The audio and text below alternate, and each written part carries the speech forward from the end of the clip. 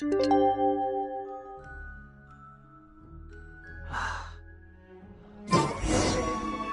time has come to slay the dragon! How are you feeling? Nervous? I'm curious to see what this end-of-the-world place is like. Come on, let's go meet the others at the station!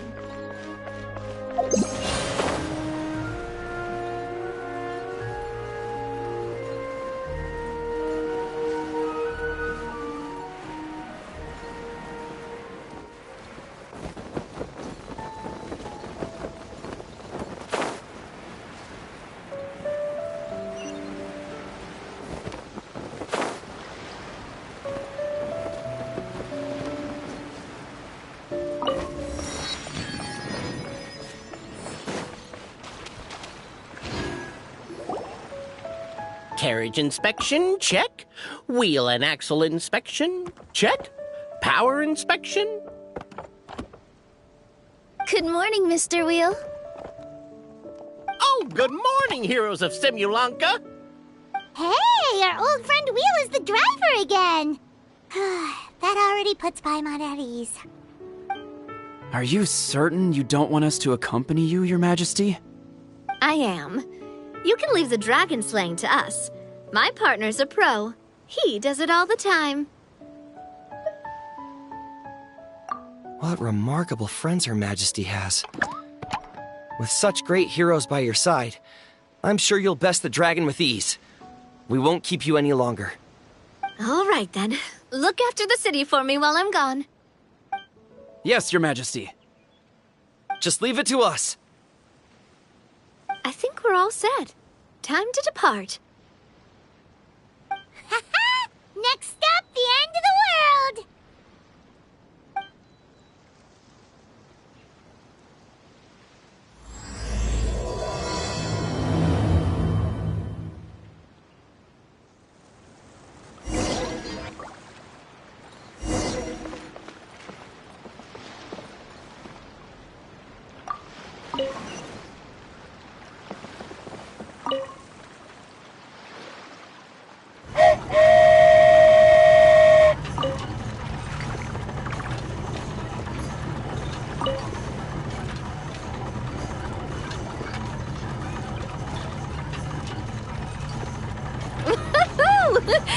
So this is what it feels like to ride a toy train. Ooh, you're really easy to please, Navia.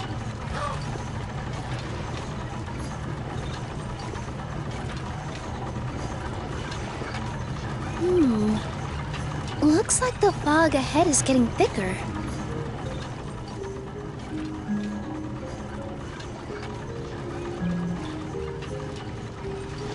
Attention, passengers.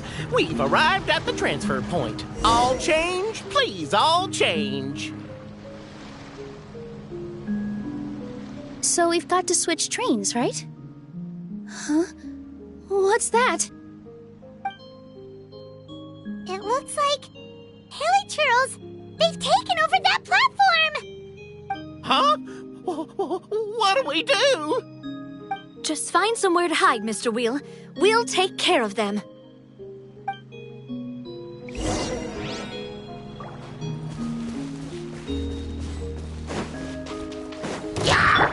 Stay cool. Face your guilt. Don't run away now.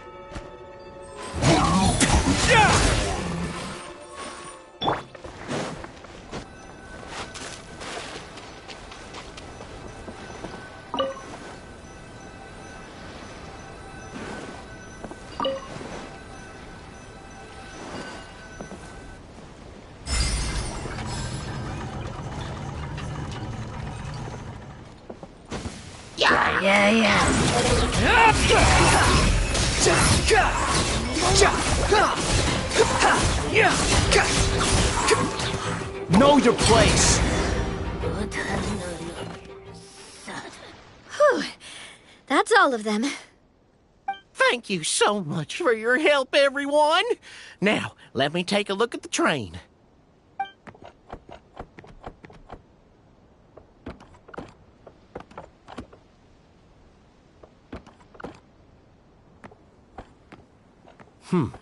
The carriage is a little scratched up, but there doesn't seem to be any real damage. And the engine's still operating normally, so I think we're good to go. Wonderful. Let's keep going then.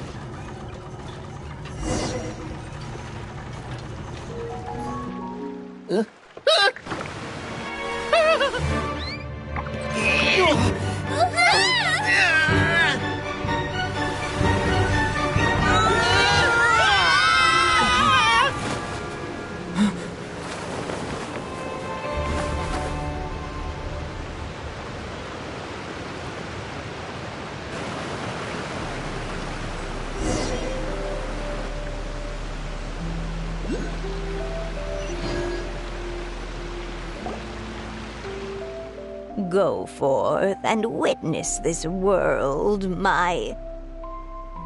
Make sure to be nice to everyone.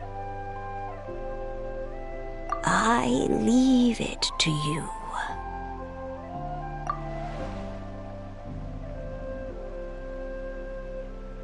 Are you okay, Miss Nilu?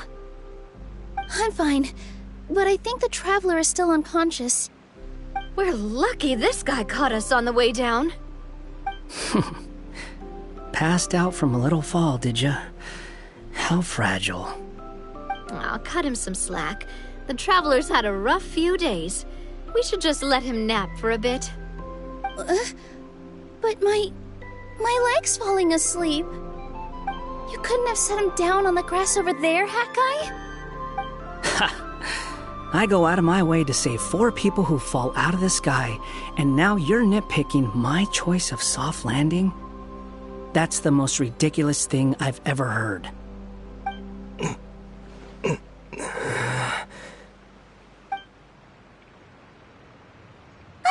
He's awake! Morning, sunshine. You were having a nice little dream there, weren't you?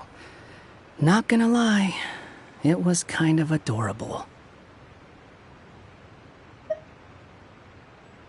You and your friends fell from the top of that waterfall, and you passed out along the way.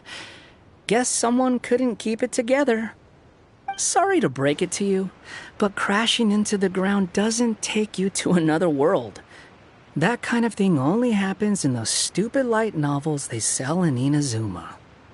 Also, he kind of, set you down in Nilu's lap, so that's where you've been napping all this time. Paimon! Oh, no. It's all right.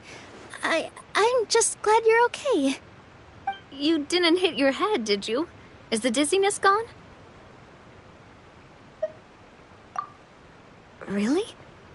What did they say? The fog you see around here can have a hallucinatory effect. Apparently, it's the work of that dragon. Maybe you inhaled some while you were freaking out on your way down. Traveler, Nilu, do you know this Hat Guy person? Oh yeah, he's a student at the Academia. We met during the last Inter-Darshan Championship. He was representing the Vahumana Darshan. Well then, hello there, friend. I'm Navia, the president of Spina di Rosula. It's very nice to meet you. So, should I just call you Hat Guy as well? Seems like that's what everyone's calling you. Sure. Whatever. Wait, Hat Guy. What's that sword around your waist? An unwelcome encumbrance, that's what. I've had it ever since I woke up here. Tried to toss it, but no matter what I do, it always reappears. Such a pain. Anyway, if any of you want the hero sword, you can have it. Wait, it's called what? The hero sword. Meant to be wielded by the hero. I know. Me of all people, right? The irony. What? Will you calm down? It's just a dumb title. Oh, it's just that this entire time, we thought we were the heroes of the prophecy.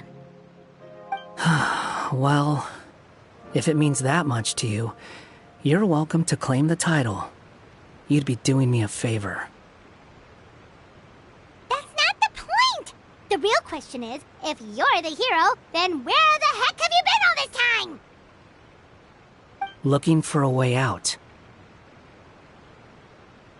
I heard there's a boat in this area that can bring you to another world. So I came to investigate. But look at the state of things around here. The lighthouse collapsed. The boat won't budge. I say we try to find a different way out. Huh. Paimon's guessing a voice told you what you were supposed to do here. That's what happened with Navia and Nilu, at least. You expect me to take orders from some disembodied voice? Hey, wait, where are you going? To find the so-called source of this world's misfortune. The dragon responsible for this whole mess. Wait, we came here to fight the dragon as well. Why don't we go together? Grab that dragon scale over there before you leave. It'll come in handy later. A dragon scale? Where? How did you know about it? What's it for? And... Have you ever considered keeping your questions to yourself? Because if you actually expect me to answer them all, we'll be here until the next Interdarshan Championship. You little... Paimon thought you might have learned some manners by now, but clearly not!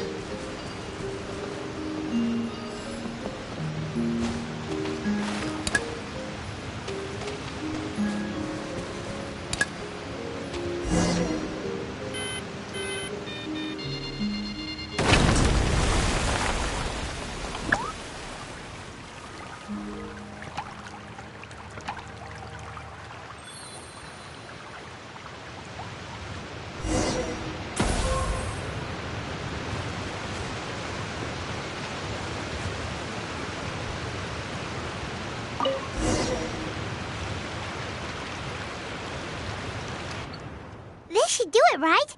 Wow, this scale is amazing! It turns everything it touches into something hard, almost like a toy block! It doesn't seem to work on us, though. It spews out poison and transmutes everything it touches. Huh. No wonder they call it the evil dragon. Your Majesty, Madam Very Brave Hero! What are you looking at me for? He's obviously talking to you. Mr. Wheel, you didn't get hurt when we fell, did you? Oh, not at all. Thankfully, the young man in the hat was kind enough to lend me a hand.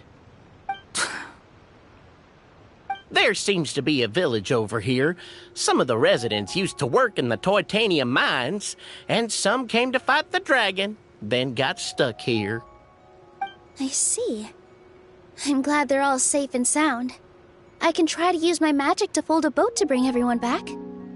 Oh, I'll help too.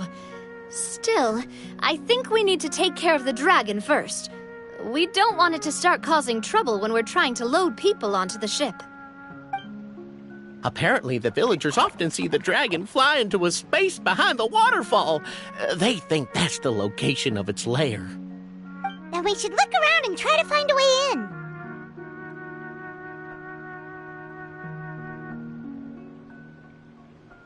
I'll wait here for your triumphant return. Your Majesty, brave heroes, Please be careful.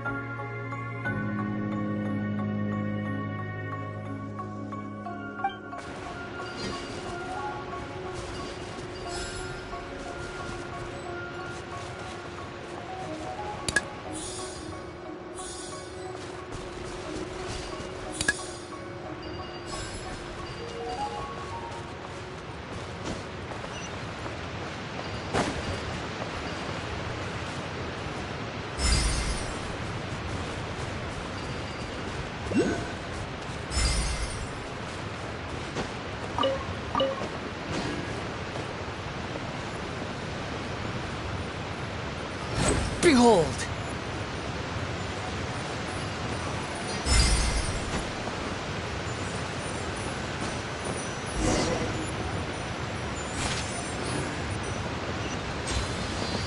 The wind rises.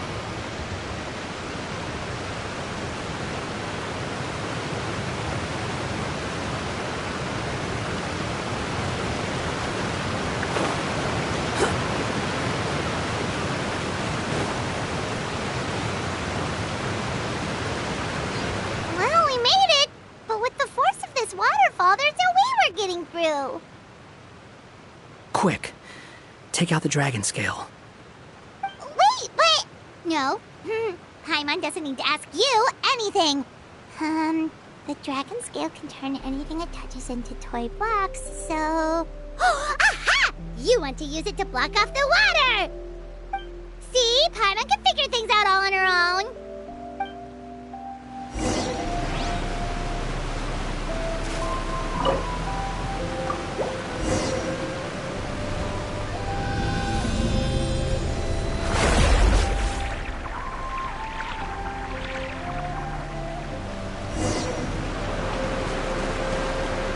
Squall Fury!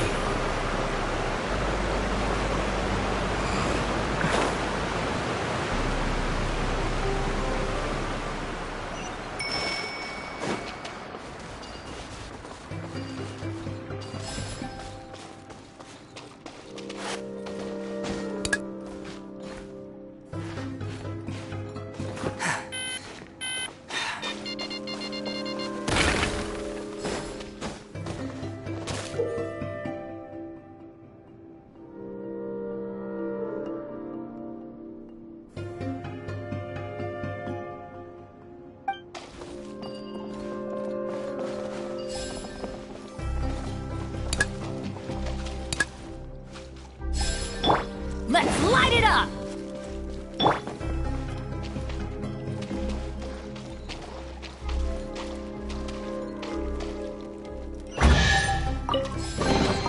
Unnecessary.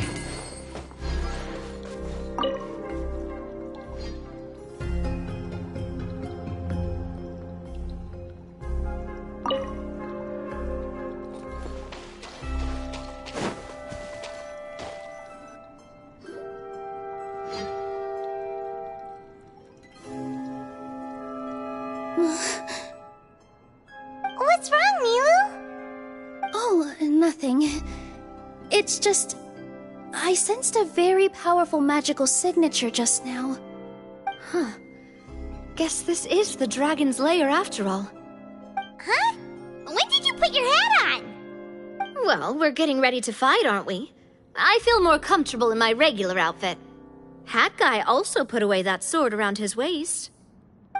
Should have never had to use this thing to begin with. Do you need to do anything to prepare, Traveler? Paimon's getting kind of nervous seeing everyone else serious like this. Of course. We should be fully prepared before going in.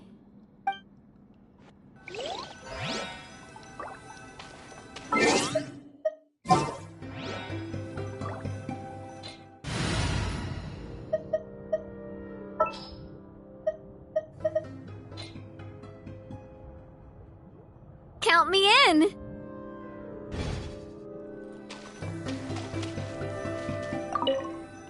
Well, how long are you gonna keep us waiting?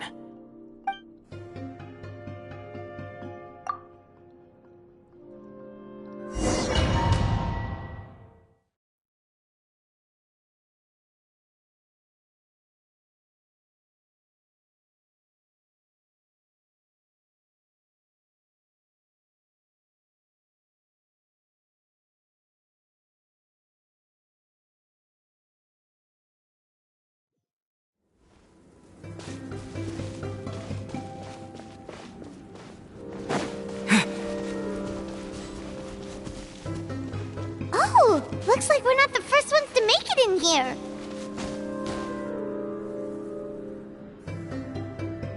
Wait, hold on! Let's fight the dragon together! They're already gone! Let's try to catch up!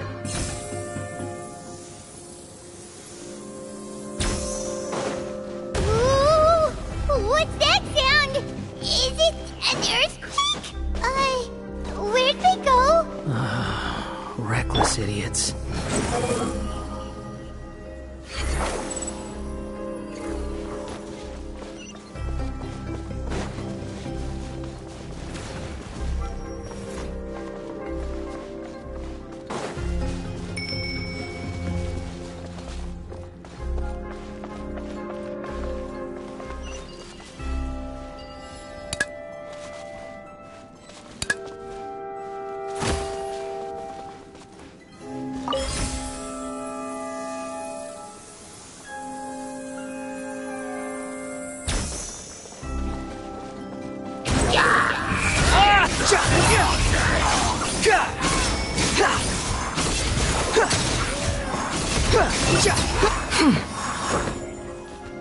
Positions!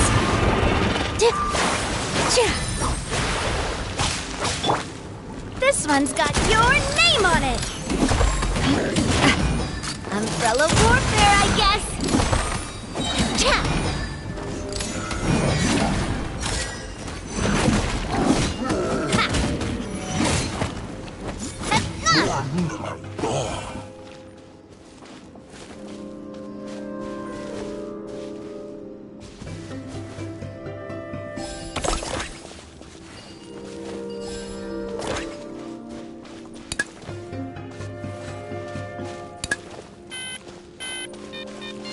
Feeling lucky?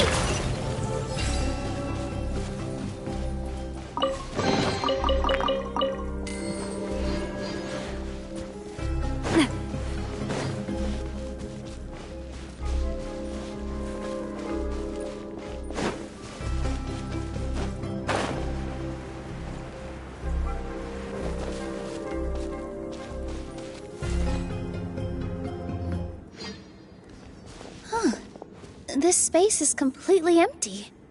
Paimon bets this is where the dragon sleeps. Watch out in front! It's coming!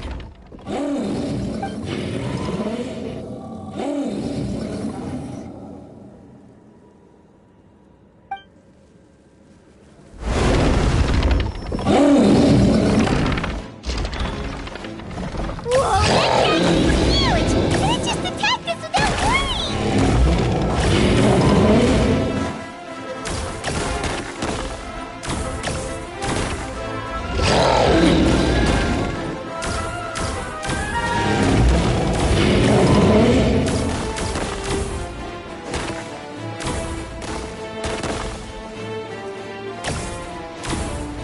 Coming at you!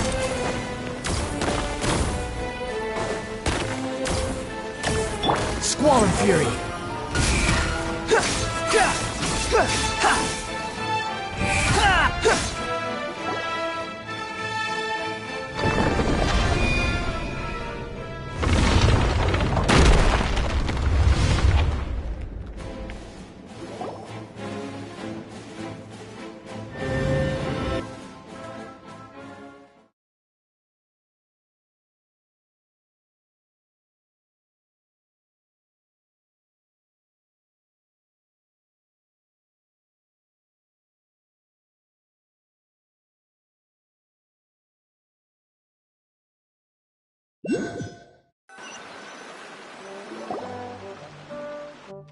Look, he's here.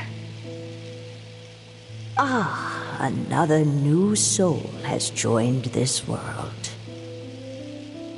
But are you sure his fate will be as you described? Of course.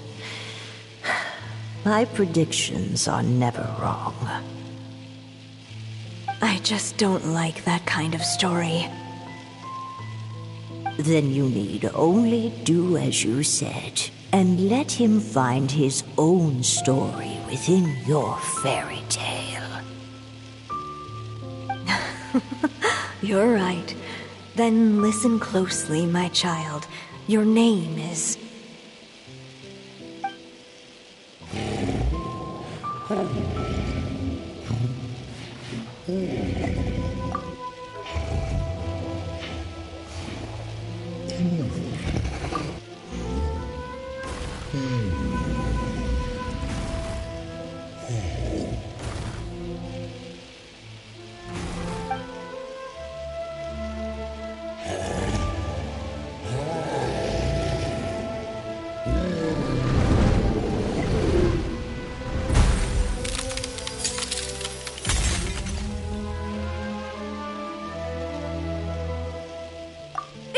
It's the dragon!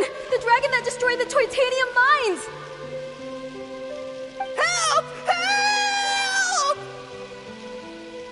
Soldiers, pick up your weapons! Destroy that monster!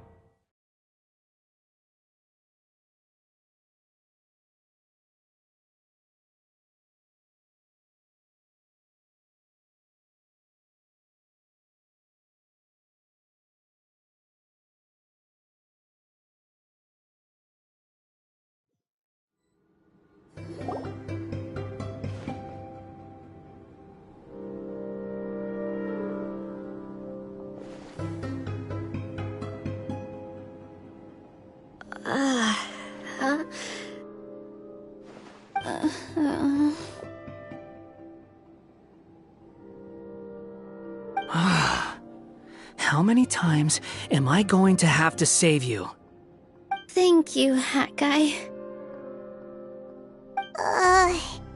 Paimon still feels dizzy. Hey, did any of you also see something strange? It was like we were witnessing... The dragon's memories. Sounds like we all saw the same thing just now. Well, we definitely saw a different side to the story. Watching it all unfold, Paimon couldn't help but feel bad for the dragon. This world might be a lot more complicated than we thought. The next time we encounter the dragon, how about we try talking to him instead of fighting? That sounds like a good plan. But maybe we should figure out where we ended up first. Huh. If the world above is a fairy tale realm, then maybe we've fallen into the next page of the book. Just keep walking and don't fall behind. Hey, wait for us!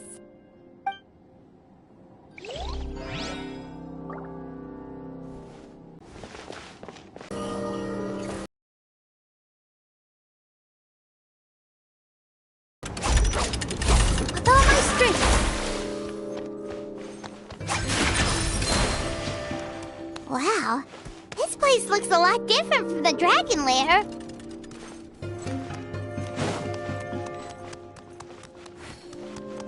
Squall Fury!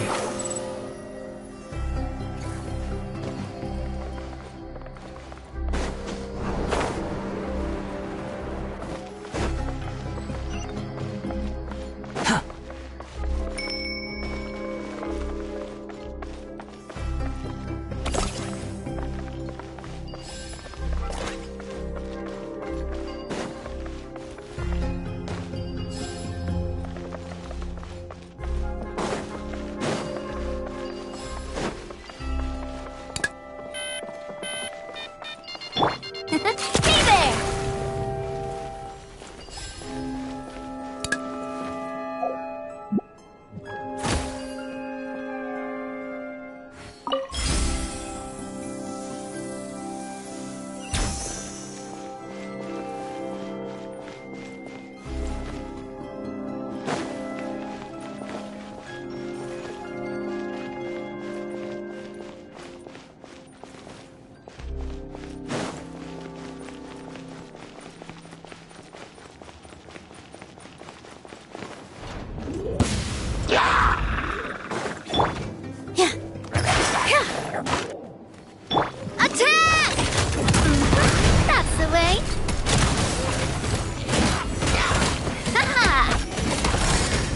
Umbrella warfare, I guess!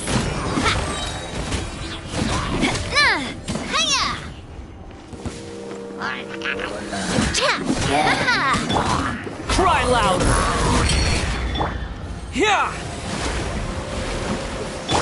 Hey there! Hey there!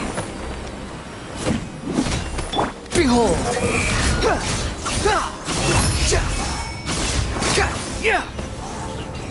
Quit following me.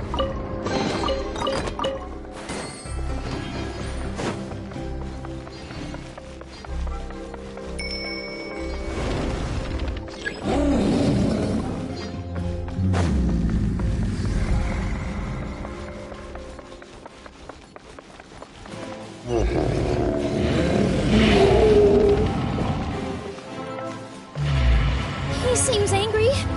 We just want to talk to you.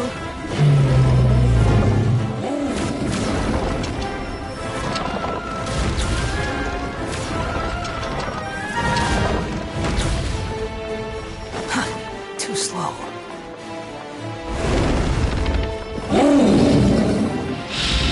Wind rises.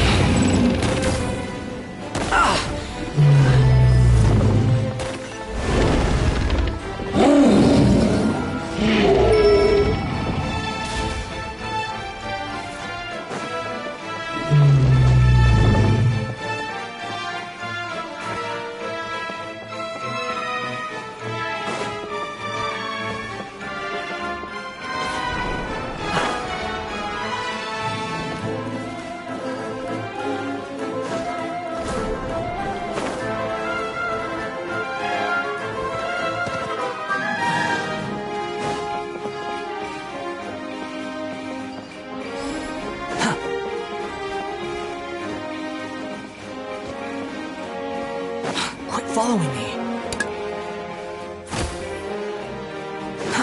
Too slow.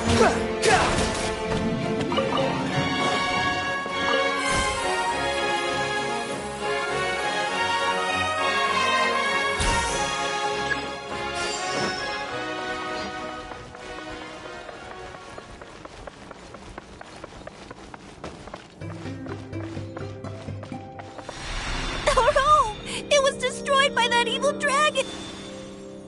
The stars! It flew away with the Metropole stars! Oh no! We didn't get eaten by the dragon? The dragon just dropped us off here? Hi, guy! You're getting too far away! He's just up ahead. Is he trying to lure us somewhere? Well, I'd say we were the ones who backed him into a corner. But we just want to ask him a few questions about his past. He's had year after year of people coming here to try to take his head. If you ask me, his reaction is perfectly normal. Maybe there's still something we can do to calm him down? I wouldn't count on it. Maybe his earlier attacks were just a warning. But now, he's actually getting serious. Prepare for a final battle. Sometimes, it takes a little force for someone to finally wake up.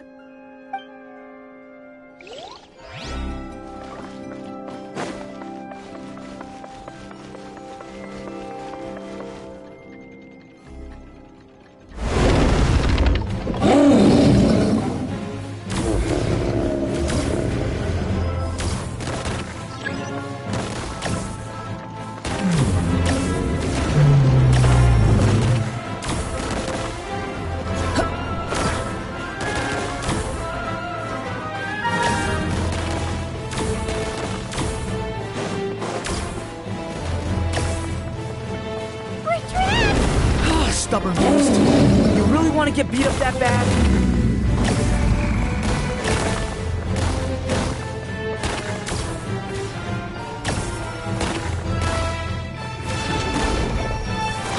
Following me. Its mouth is huge! Are we really gonna have to throw a bomb in its mouth?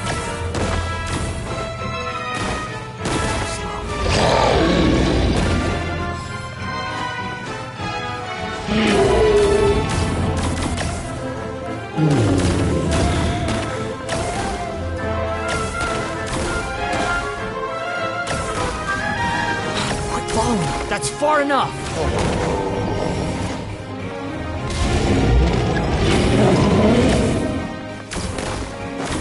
You're dead! Too slow.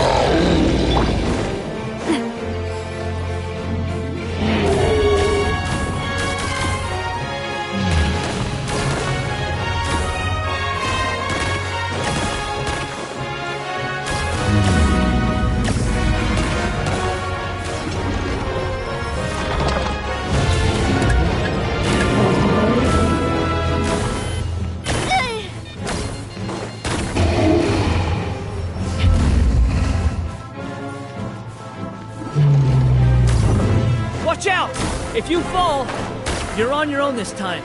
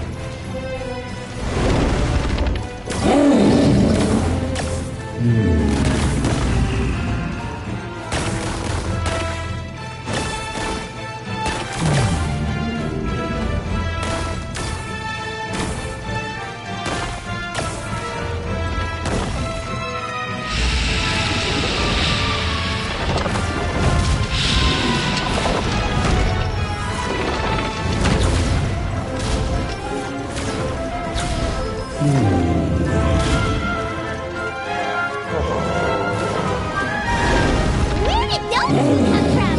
It's getting serious. Don't get hit!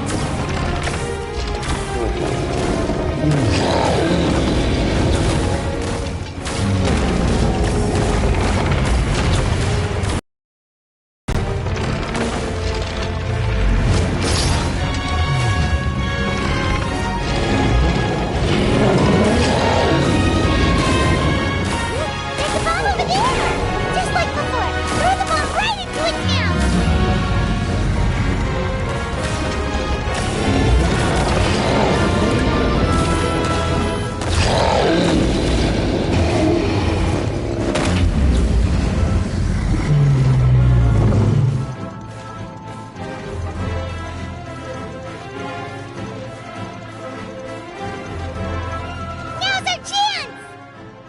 Wait!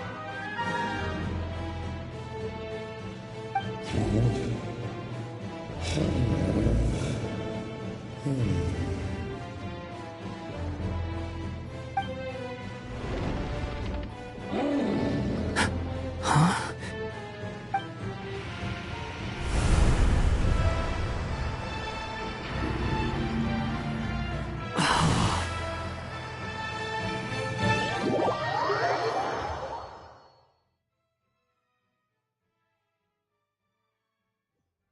Are we inside the... Are you sure you want to create this child, Em?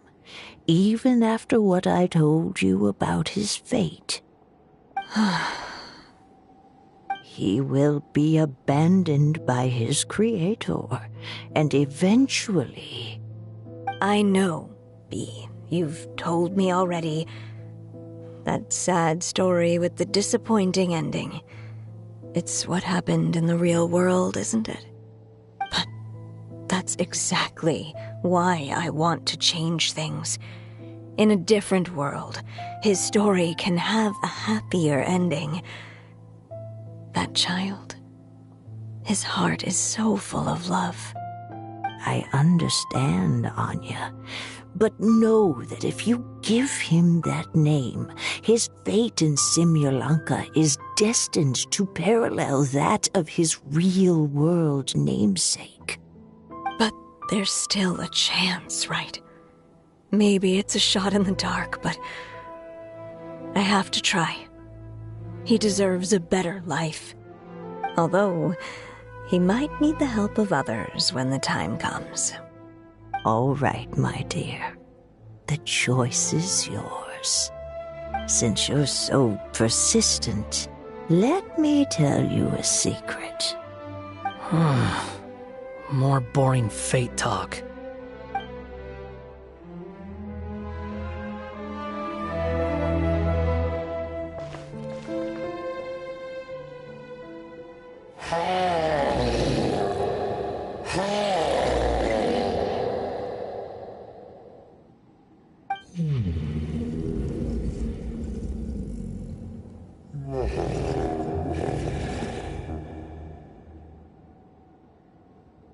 I'm sorry, my child.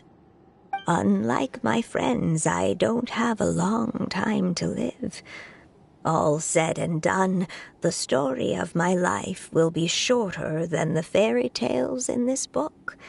So I will have to leave your side, I'm afraid.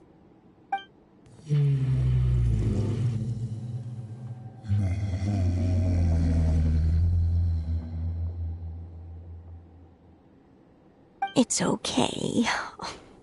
It's okay. Once I'm gone, I will become a star in Simulanka and watch over you from above. If you ever feel lonely, just look up towards the sky.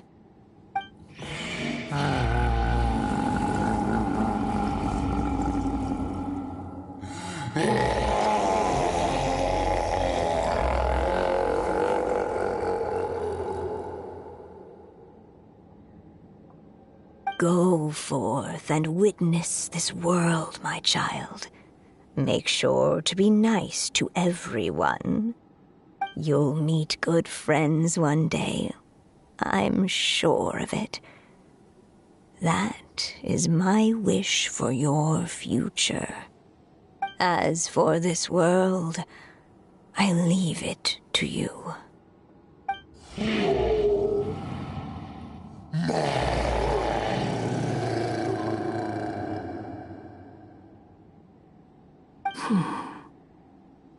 So in the end, you were betrayed too.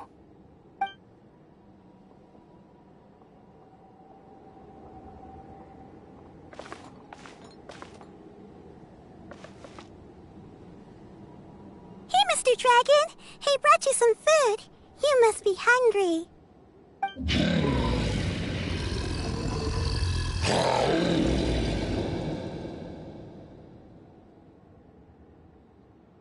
Shh! Quiet!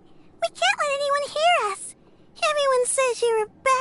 dragon, but you're always nice to me when we play together. You always help me pick flowers way up high that I can't reach.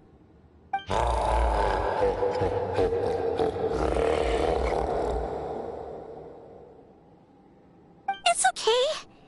Just keep hiding here, and tomorrow I'll... Oh no, my child! Help! Somebody help me! Save my child! The dragon's trying to kidnap her! No, Mom! It's not like that! Listen to me!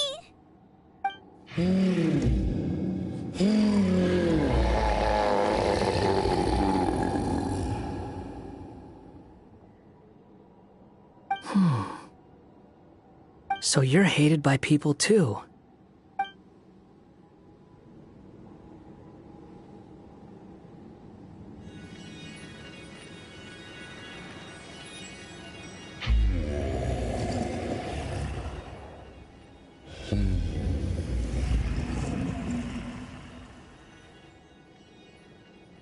So that's it. That's really your wish? To never have been born at all? That's not a fate you should wish for.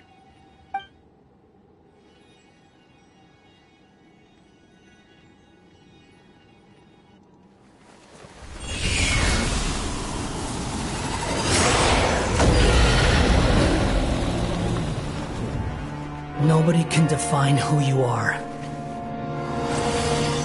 or deny the true feelings of your heart. Now remember your name. Durin.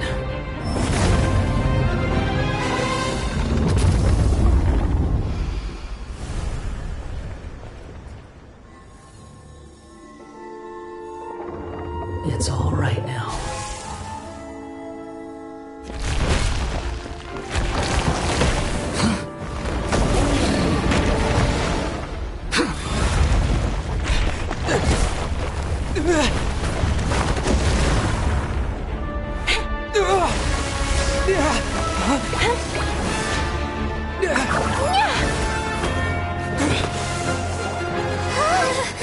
Watch out!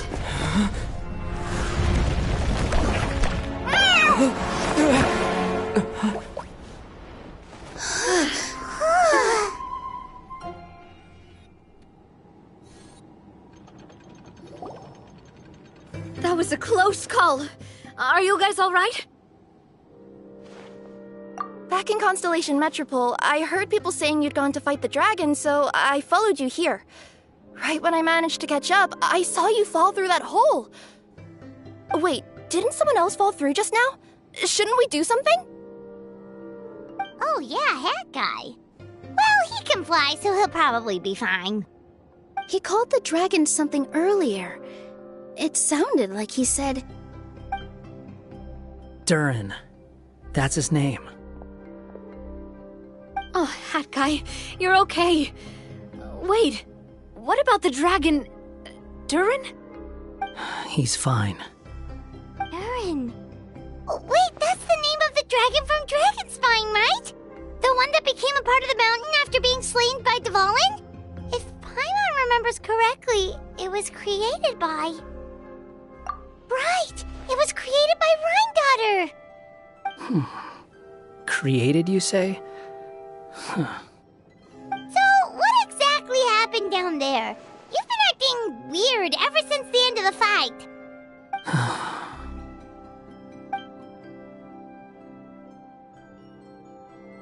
So that's the truth about Simulanka's evil dragon. What we saw in the mist weren't hallucinations, but the dragon's memories.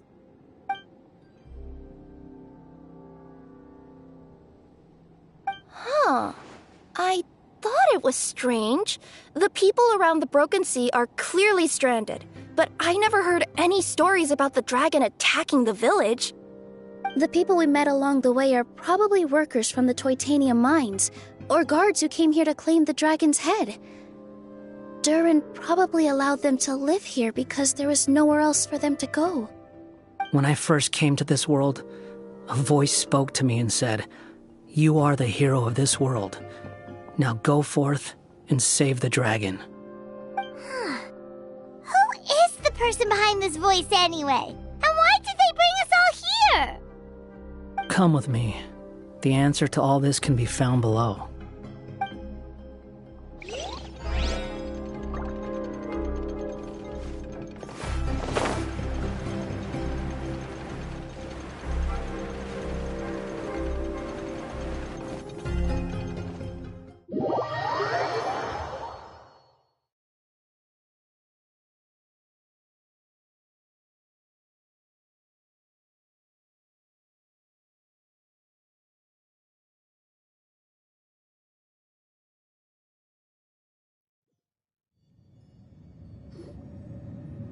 Is this a study?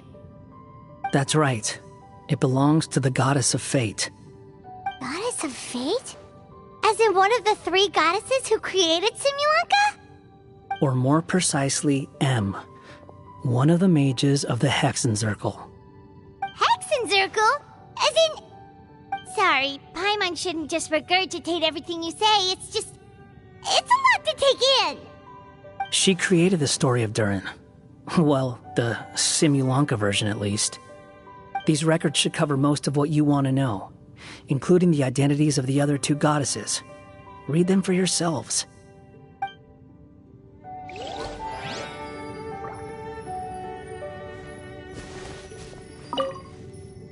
By all rights, I should have been A, since A is the first and last letter of my name. But Alice overruled me on the basis of seniority and said I should be M instead because of my middle name. She really knows how to push my buttons. Still, her magic never fails to amaze me. I still can't believe she got one of my origami frogs to start talking. Why don't I write a story with origami animals as the main characters? Let's see. Once upon a time, in a magical forest, there lived a group of animals made of paper. Barbie loves looking into the future, so she used her powers to map out the fates of all living things in Simulanka. But knowing the ending in advance takes all the fun out of the story. I think I'll make a bet with her. I believe that one day the people of Simulanka will decide to carve their own destiny. Apparently, she wants to build a statue of herself in the capital city. Always looking to add some pizzazz.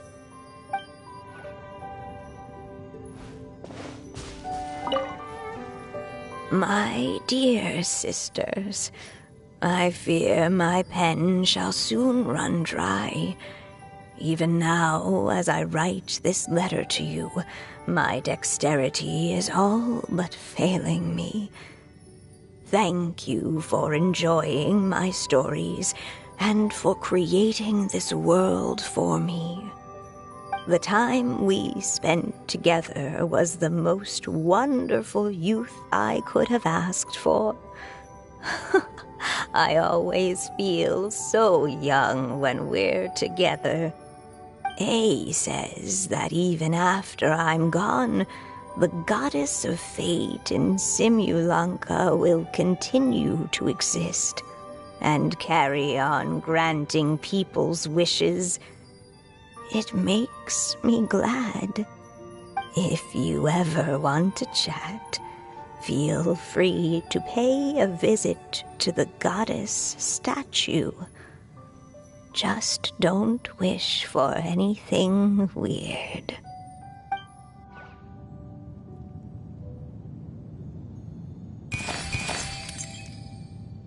It's Simulanka Durin, and he's looking up at something. A star. This must have been after M passed away. This looks like a mine. Maybe the Toitania miners dug too deep? So deep that they dug right through to the world on the next page. Yeah. Now that you mention it, this miner's lamp looks really similar to the star on the previous page. The Forest of Blessings.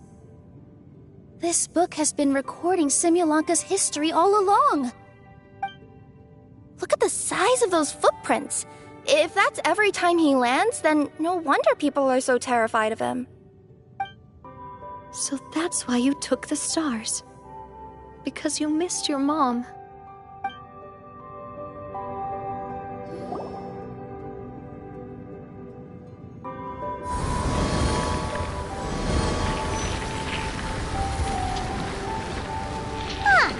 That statue looks different from the one in the Metropole. It's a different goddess. This one is the goddess of fate.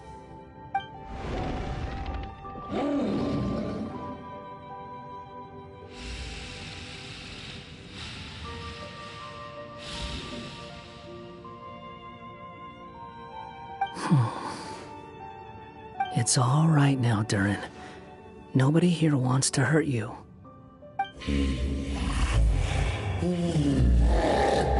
Don't say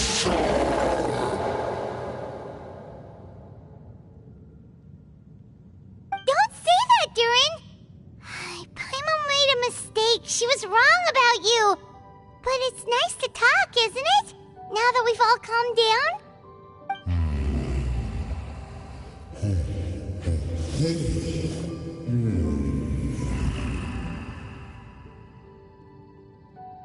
So that's why you made that wish? So stupid.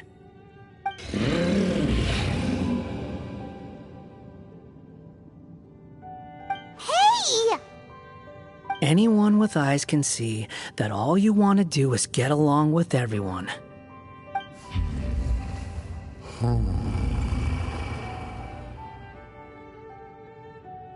You just want to make friends, people to play with, to talk to, people who accept you, or at least accept your apology.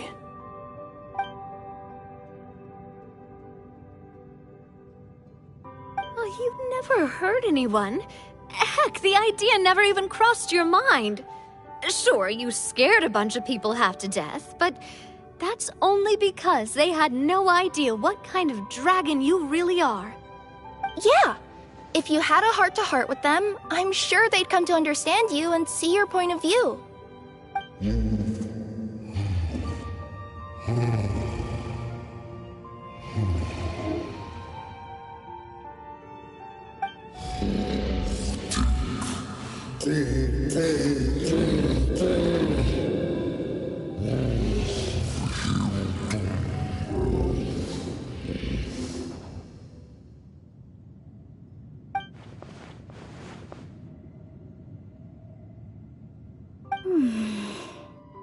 The curse. Huh? Nilu? Is it your true wish to live side by side with the people of Simulanka?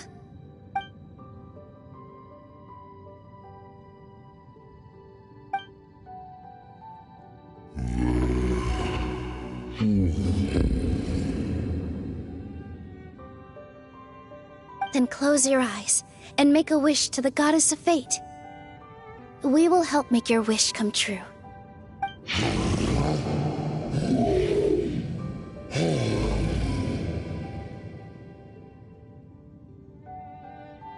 Just trust me.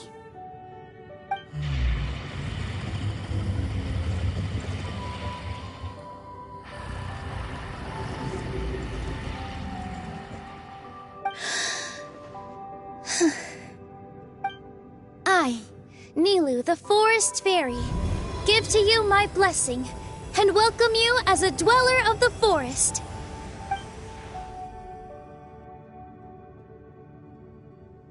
May everyone accept you as one of our own, and may the Forest of Blessings be a place you can call home. I, Navia, King of Constellation Metropole, give you my blessing. I grant you citizenship to my kingdom. Oh, me too! As the, Nekomata in Boots of this world, I give you my blessing too.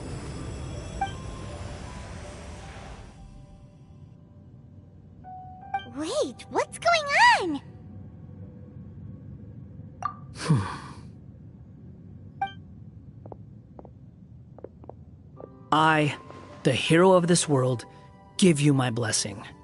I recognize you as a resident of Simulanka. May you find acceptance in this world. Also, speaking as someone who'd like to be your friend, I wish you all the best for the future.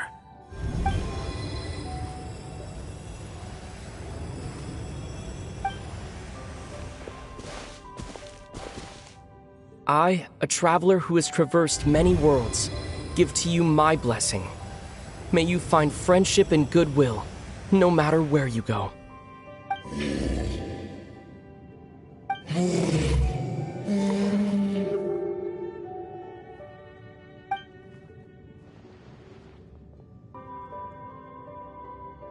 As for this world, I leave it to you.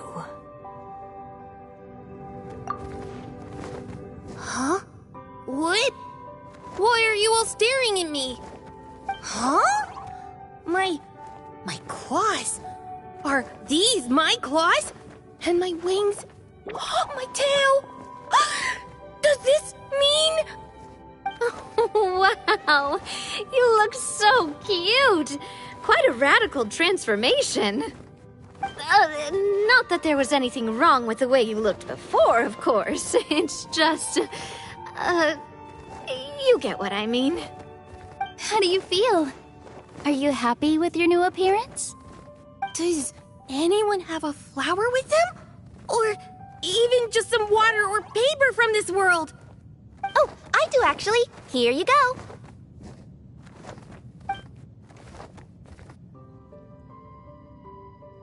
They're not changing. I can touch things without changing them. Hey, that's great! One more flying friend for Paimon! Now the residents of Simulanka won't be scared of you anymore. But what about all the things that I did before? That's simple. Just go out there and atone. You could fill in the footprints you left on the ground, or help the people around the broken sea get home. Okay. And you'll come along and help me, right, Hat Guy? Huh? Why would I do that? Because you said you wanted to be my friend. You little... Gah. Well, maybe I spoke too soon. Huh? But I thought...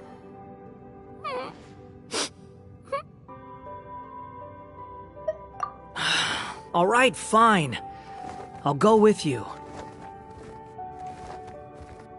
Really? Yes, really. Lying to you would be no fun anyway. Oh, thank you! You're the first friend to call me by my name! Let's go back up. I'm about to suffocate down here. Oh, it feels so good to finally see Hat Guy meet his match. Yeah, okay. Paimon just never thought we'd see the day, that's all. All right, let's also head back up then. Don't be scared, Durin. We'll be right by your side. Thank you for your blessings, everyone! Oh, this is the happiest day I've had in a really long time!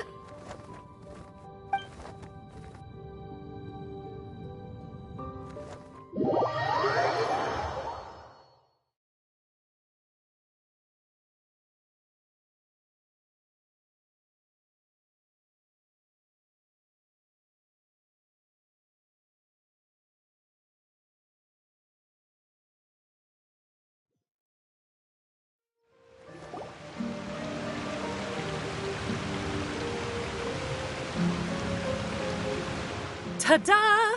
Surprise, everyone! Ah! A talking street lamp! Street lamp? Oh my!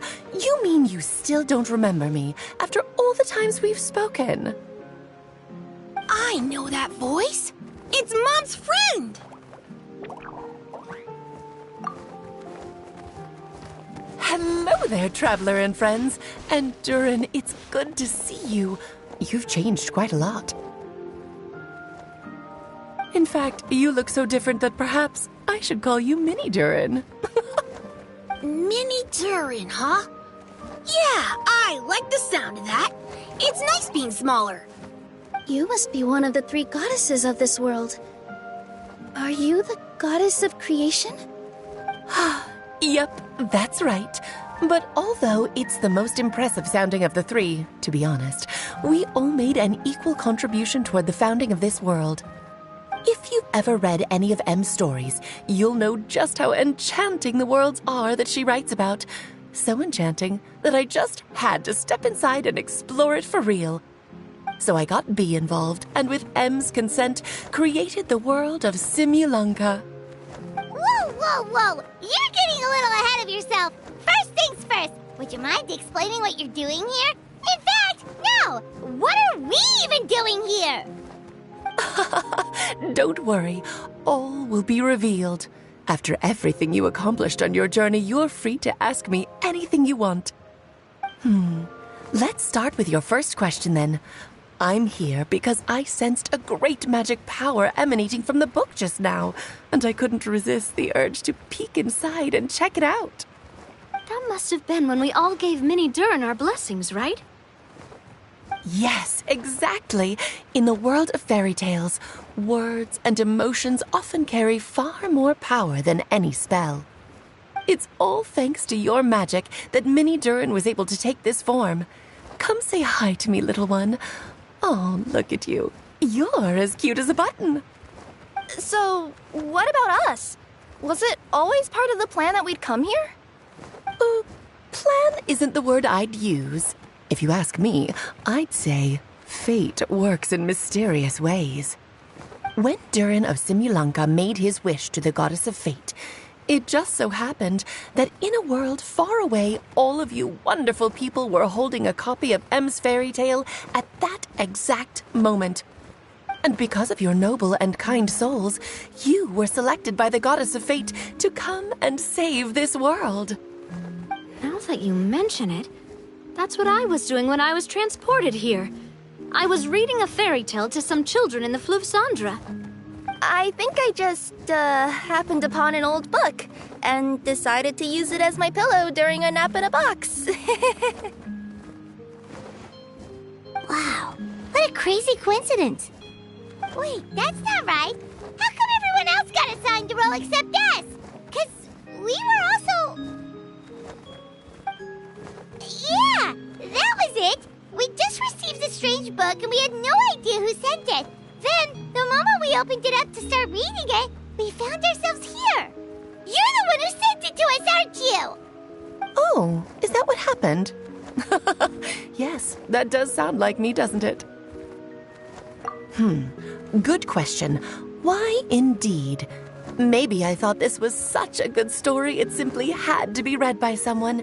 As the traveler and witness of many worlds, how could I let such a beautiful place pass you by?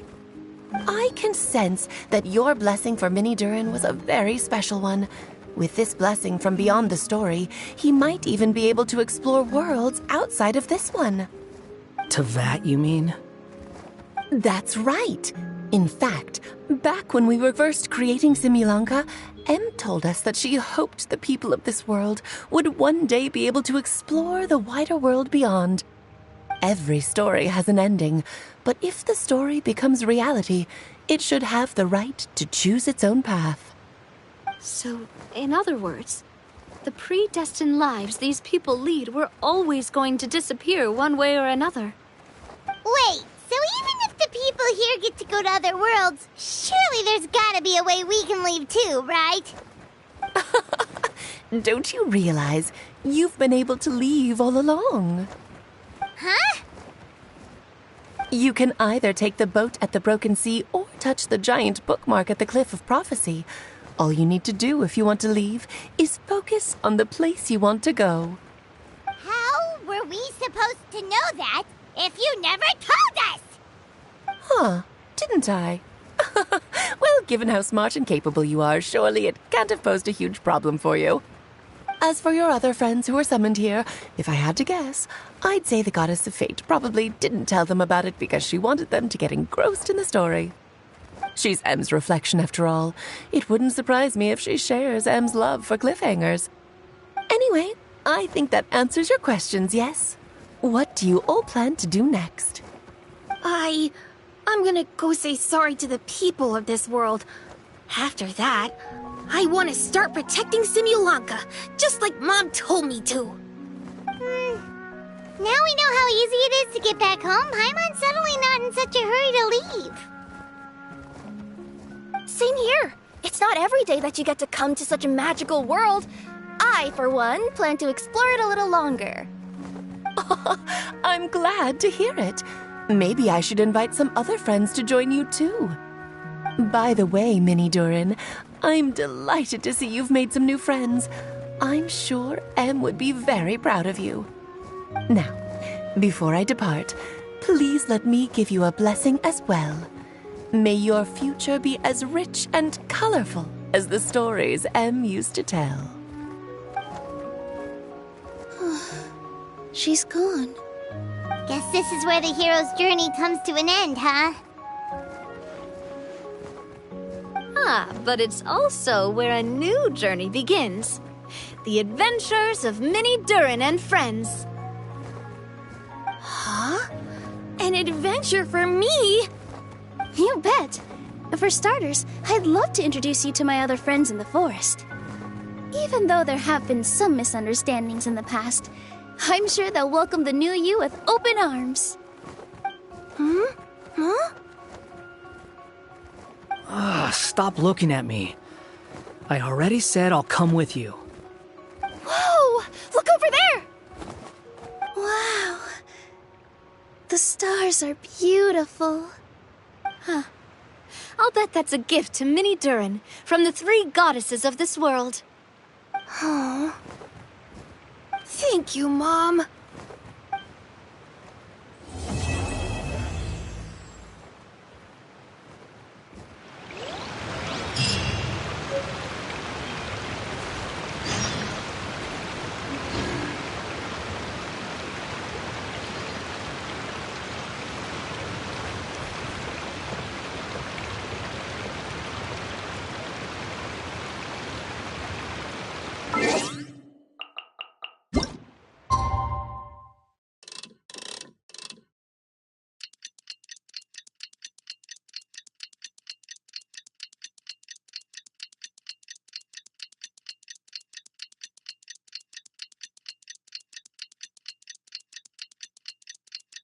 It's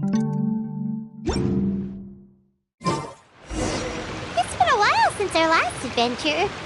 Oh, Paimon wonders how Mini Durin is getting along in Simulanka. Let's go to the Forest of Blessings and take a look.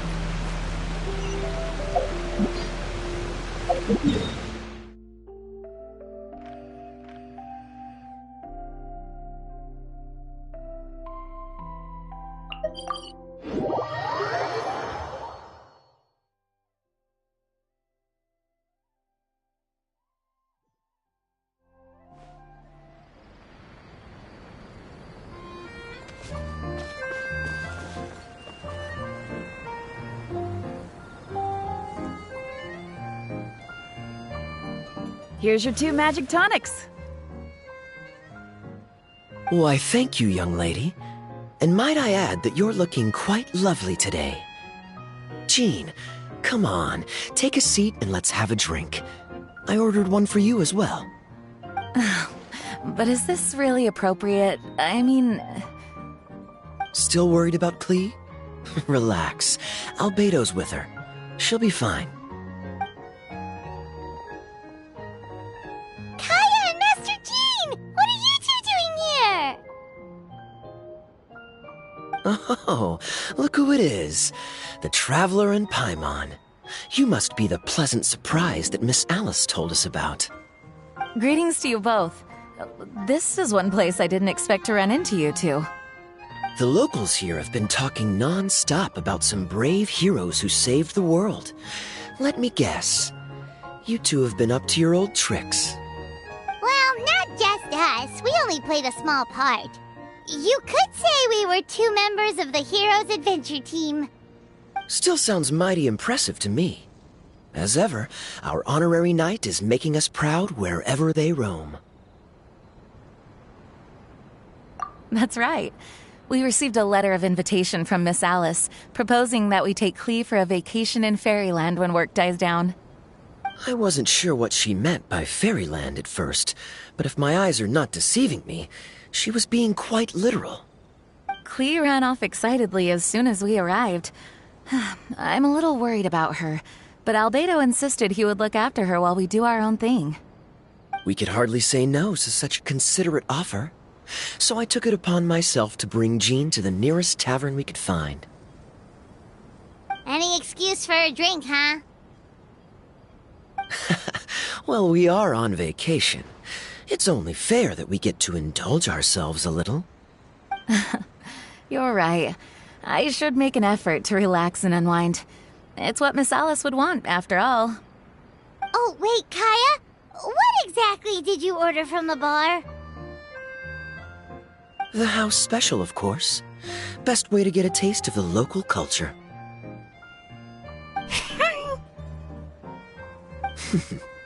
Why are you making that face, Paimon? Nothing. Paimon's just perpetually amused by your lifestyle, that's all. Go on, drink up. Something tells me I need to tread carefully here. Let's see, it's got a lovely color, but how about the taste?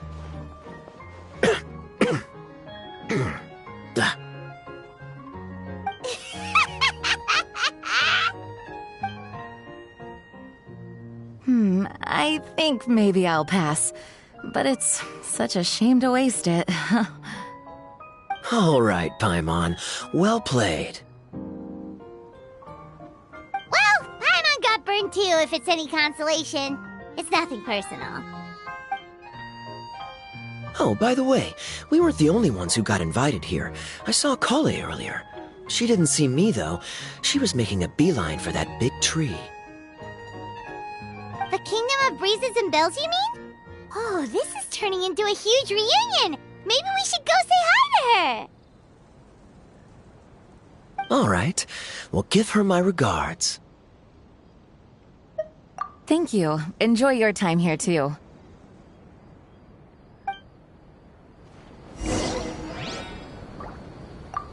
So the magic tonic here is just writing ink? What a weird and wonderful world. Ah, Miss Citrus, do you happen to serve any beverages here that don't contain magic tonic? Of course we do. What flavor would you like? Sunsettia. Jean, you want in? Sure, I'll have the same, please. Sounds good. 2 Sunsettia drinks coming right up.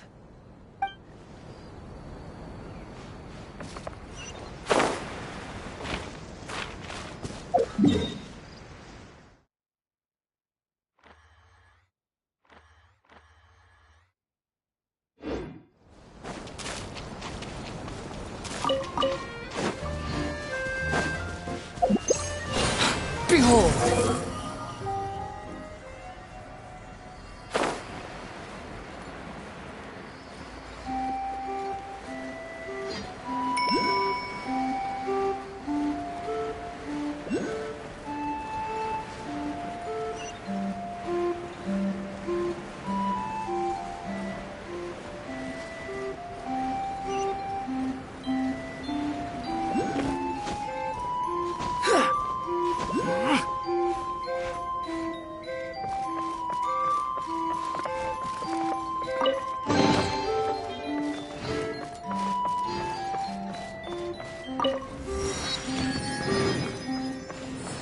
Wind rises.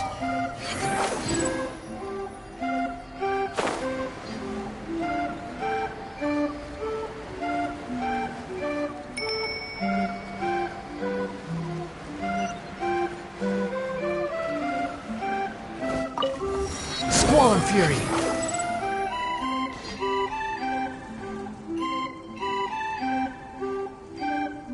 The structure of the tree houses here is nothing short of amazing. I have to write it down so I can tell Master Tainari all about it later. Hey, Kale! You scared me. Traveler and Paimon? You got invited here too? Yep. Well, they sort of skipped the invitation part, but anyway, what you doing out here? Something caught your eye? Oh, yeah. I'm trying to observe and summarize the structures of the trees here, and also the animals that live here. Well, the residents, I guess? I still can't get over the fact that they're all someone's origami handiwork. Once a forest ranger, always a forest ranger, huh? Not sure you'll be able to apply much of what you learn here back home, though, with this being a magical world and everything. What? Over there, by the giant footprint, have those houses always been there? Oh, those? The local flying squirrels told me that they were built by a small dragon and some guy wearing a hat. Oh, that must have been Mini Durin and Hat Guy. Any idea where they went? Supposedly, after building the houses, they went to somewhere called, Constellation Metropole? Did I say that right? Yep, you got it. Oh, also, when the locals mentioned the dragon, did they seem at all, did they say how they felt about him at all? Now that you mention it, the atmosphere changed a little when they talked about him. Oh no. They mentioned some stuff along the lines of past misunderstandings and welcoming new members. I only just got here, so I know very little about what has happened in the past. They seemed genuinely grateful for the houses, though, and said they were going to plan a welcome party.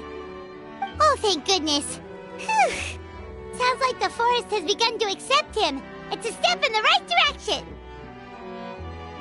Are you looking for that small dragon? Yeah, he's a new friend we made after we arrived here. No way! Really? I'm getting more and more interested in your story. No. I've got to save it for next time. For now, I've got to make the most out of my time in this wonderful world. Oh, there's no rush. Just take it slow and enjoy yourself. Like Kaya. Oh, he sends his regards, by the way. Oh, Mr. Kaya is here too?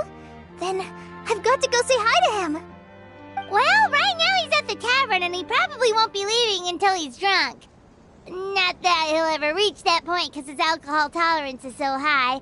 Basically, it's Kaya. You know where to find him. You make a good point, Paimon. Then I'll focus on exploring for now and go catch up with him later. Shall we go pay a visit to the Metropole, Traveler? Maybe Mini, Durin, and Hat Guy are still there. Oh, right. By the way, something pretty interesting has been happening in Sumeru recently. Master Chanari has been working really hard on it, so if you have time, definitely go and check it out. Sounds good. We'll find some time in our schedule. Of course. See you later.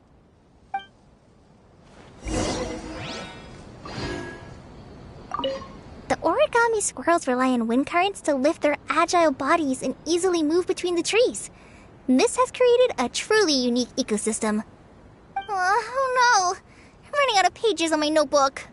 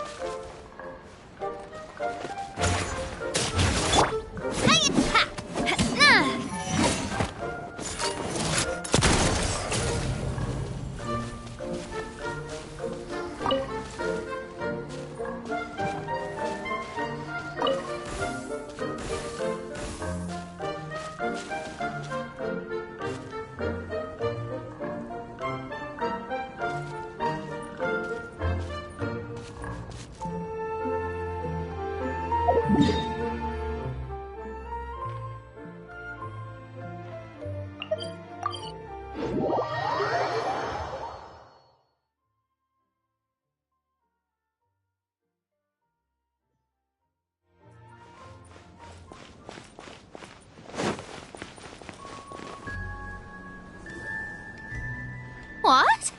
Are my eyes deceiving me? There is no way. I can't believe it.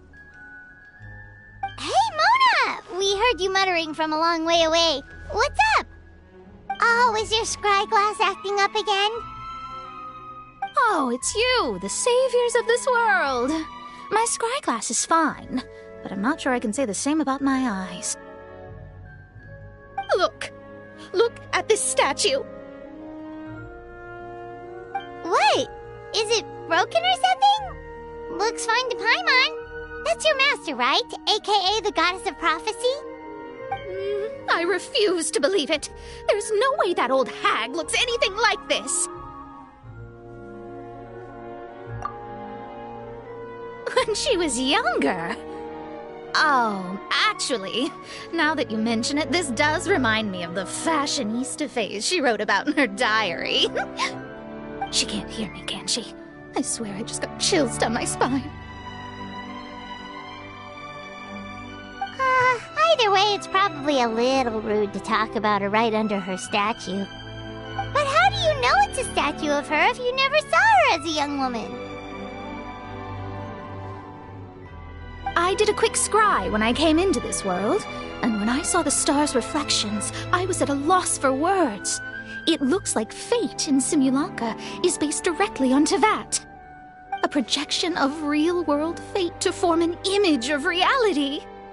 Or in layman's terms, basically, the creator made this world inside a mirror or a lake, and this world is the reflection. Still sounds pretty impressive. The more I scried, the more familiar everything looked. It's her work, there's no doubt about it. Even so, everything's far more complex than I'd imagined. Trying to decipher it all is giving me quite a headache. I also asked the locals about her. They call her she who has dominion over the stars and the course of fate itself. Not even a pretense of humility. Clearly, she let the role of creator goddess get to her head. Not that I'm surprised in the least, of course. It certainly matches the tone of her diary. Anyway, we should change the topic. Oh, so Mona, have you seen a small dragon around by any chance? He's about the same size as Paimon, but with tiny little wings. Ah, you mean the one that caused all that trouble? I haven't seen him for myself, but I heard that he came to the Metropole not long ago to formally apologize for his actions. Apparently, he brought a huge stash of Toitanium and plant oil to make amends. Most people accepted his apology, although there are some who said that they'll reserve judgment until they've seen how he acts in the future. Oh, okay. Do you know where we could find him? One moment.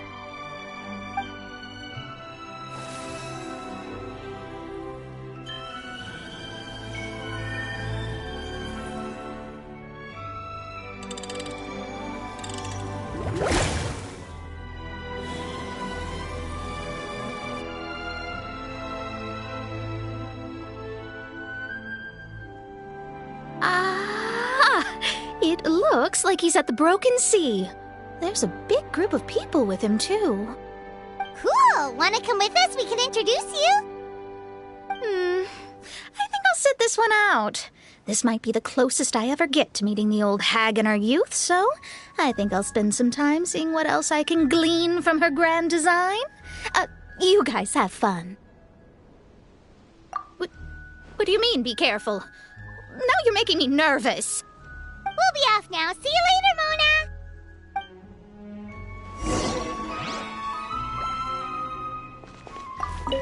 Creating a whole world starscape is no easy task. Old hag, I guess you do deserve the title of Trismegistus after all.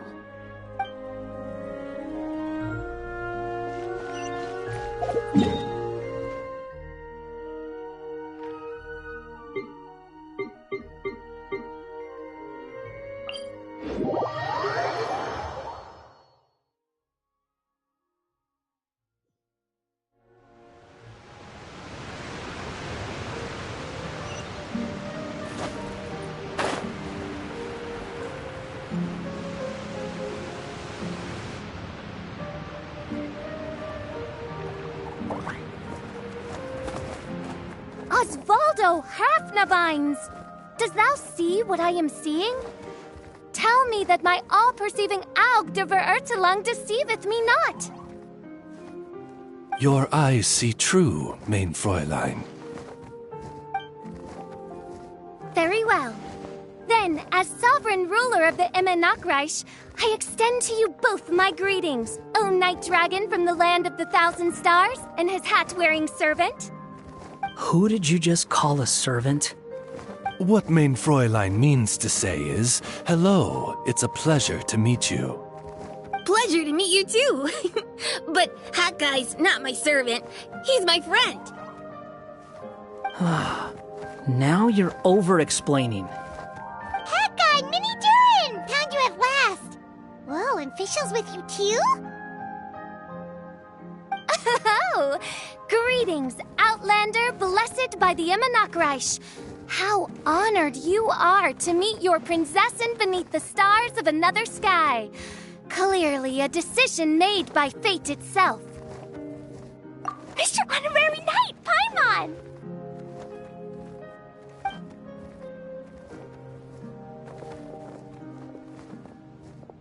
Greetings. You both look well. Hey there, Klee! Have you been having fun here? Yup, loads and loads of fun. There are so many cute animals and a magic train that was really long and a huge, huge castle and a king lives there and everything. I've been taking Klee to see all the sights. It's been a very enriching experience. Alice's magic is truly outstanding. Yeah, Mom's amazing. Klee wants to build a great big house now, too.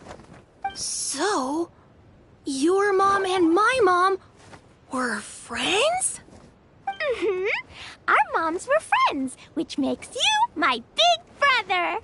My mom used to read your mom's stories to me all the time. They were great.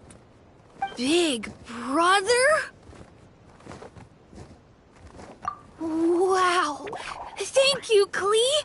Can I go play with Klee, Hat Guy? Suit yourself. Albedo, can I? Go on. Just don't go too far away. I'll come pick you up later. Yay! Come on, Mini Durin. Do you want to come play with us too, Fischl? Your prinzessin accepts your invitation. Rejoice! Though you may be concealed by fog, still you shall have the good fortune to witness the true might of the Aug de Vertelang. What mein Fräulein means to say is, perhaps we can all play hide-and-seek together. Mein Fräulein is it. Hooray! I love hide and seek! Oh, me too!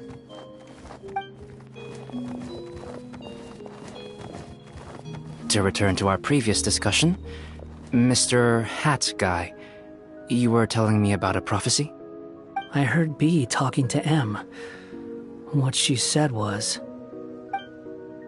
Since you're so persistent, let me tell you a secret. Our child will one day rise from the dead.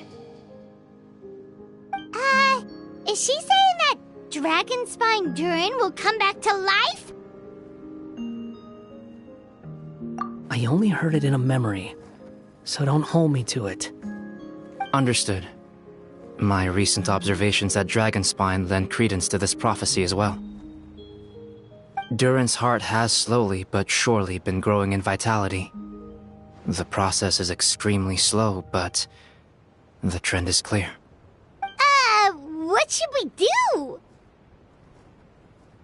To start with, plan for every potential scenario, including, of course, the worst-case scenario. I am well aware of Durin's past, and I sincerely hope that things never escalate to that point.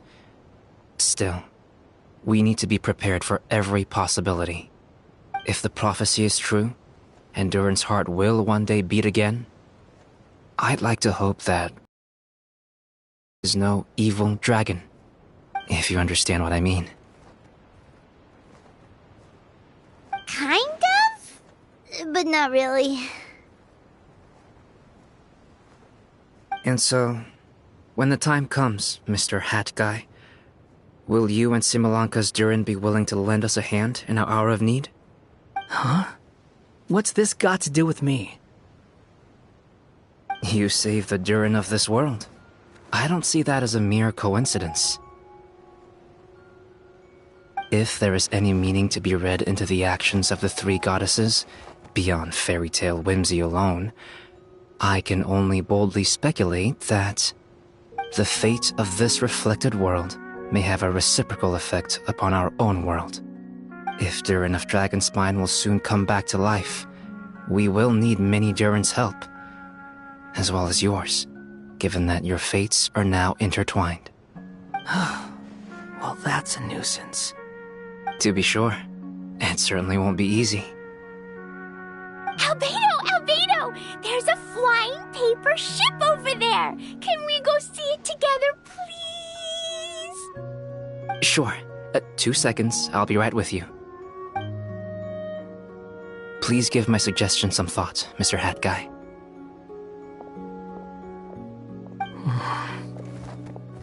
Hat Guy, I'm back! Huh? What were you guys talking about? Nothing. Huh. Okay then. Let's go join the others. Everyone's going to check out the new origami ship. All right. I'll be right there.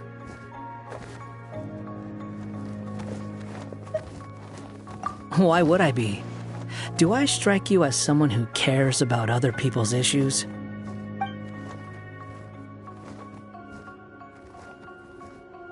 Quit trying to guess what I'm thinking. I'm leaving.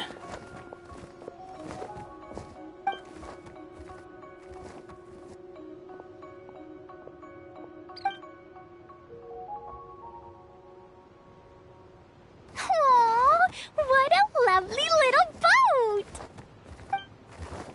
The forest fairy helped us make it. Paimon just realized there's a lot fewer people around the Broken Sea now. Guess most of them have made their way back to the Metropole. Does this boat have a name? I can't see one anywhere. Huh? A name? Every boat has a name. At least, all the ones I've seen before. They're usually symbolic names that represent something aspirational.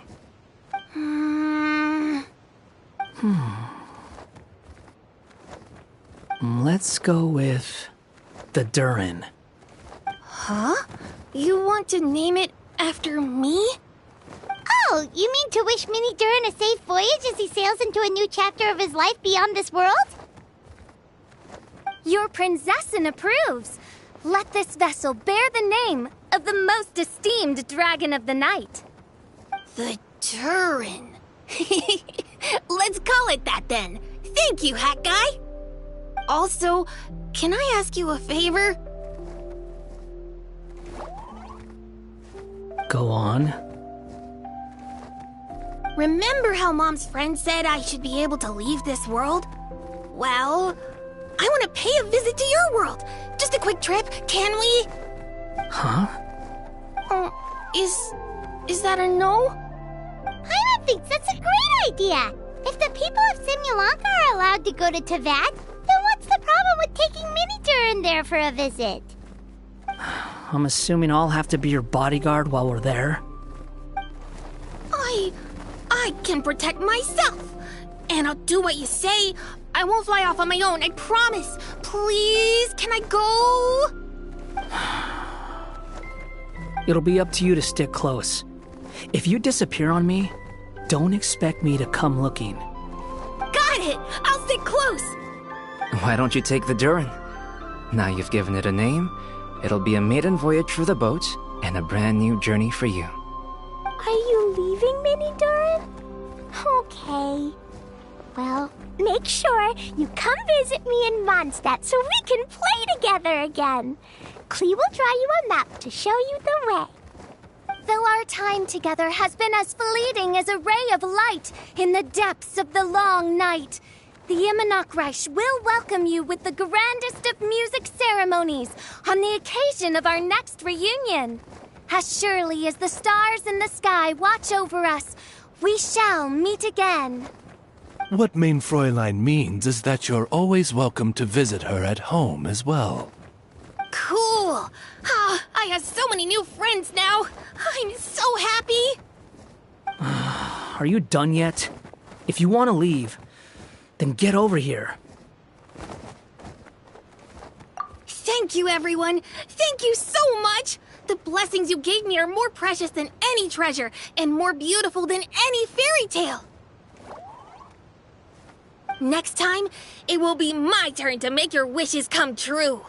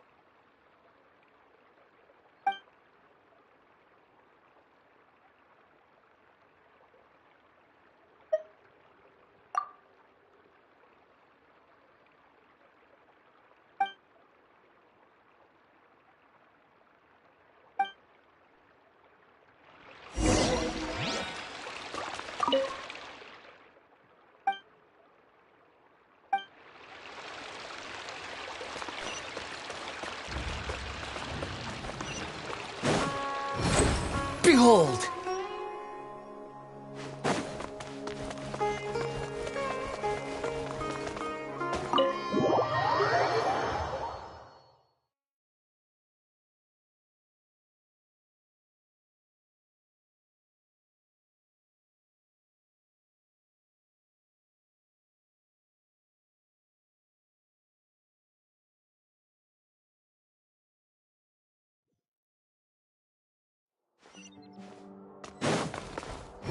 Squall and Fury!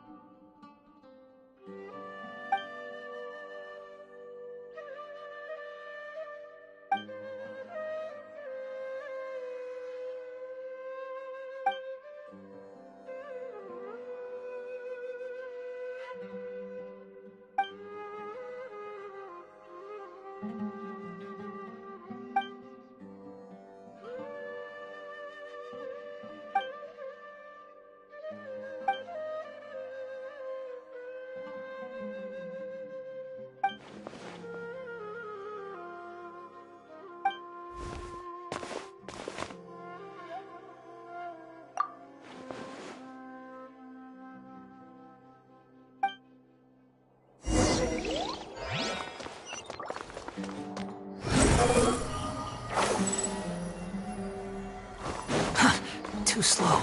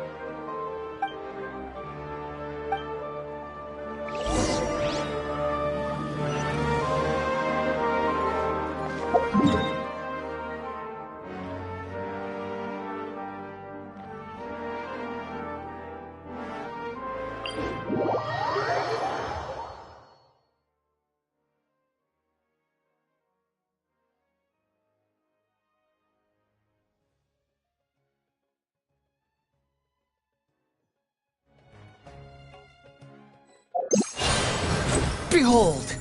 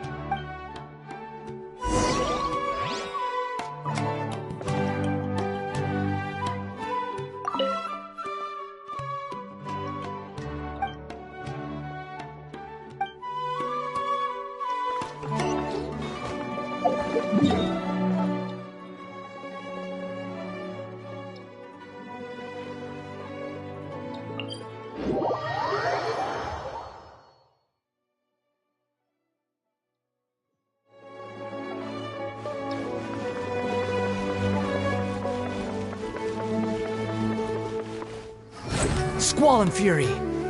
Huh.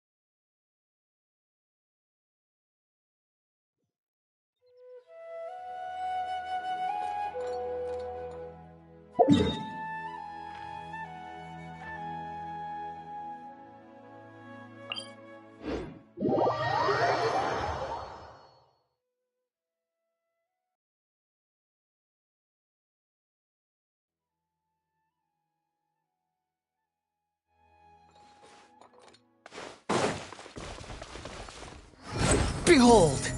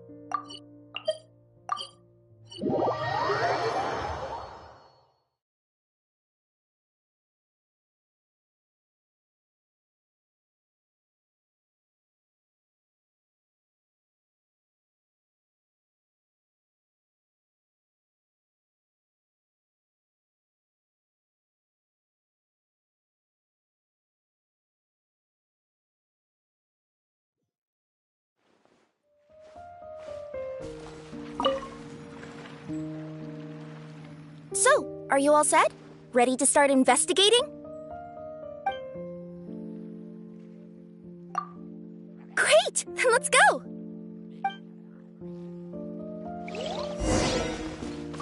I've delivered packages all over, but I've never seen a mysterious fairy tale world like this before.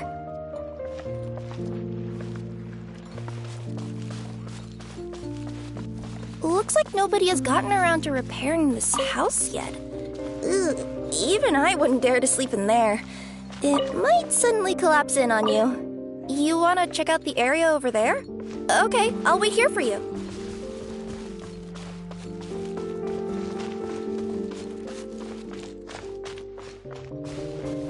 Nothing to see here either. Maybe we can find someone to ask? Aha! Over there! I bet we'll find some people there. Let's go take a look.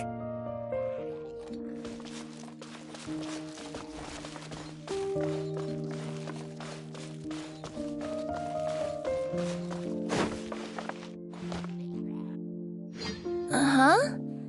I was sure there'd be people here. There once was a goddess who ruled over fate.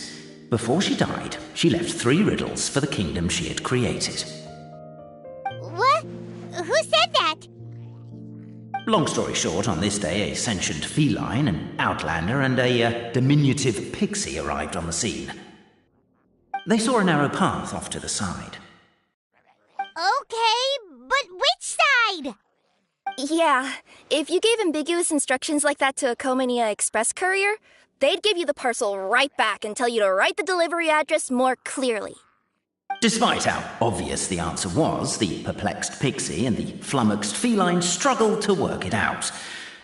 Although, perhaps a small part of the blame could be attributed to my dull narration. Alright, let's try this again. The path on the left-hand side seemed to give off an enticing fragrance, as if to say, this is the way to wealth and glory. Ooh, that sounds like the start of a good story. Then what? Then what?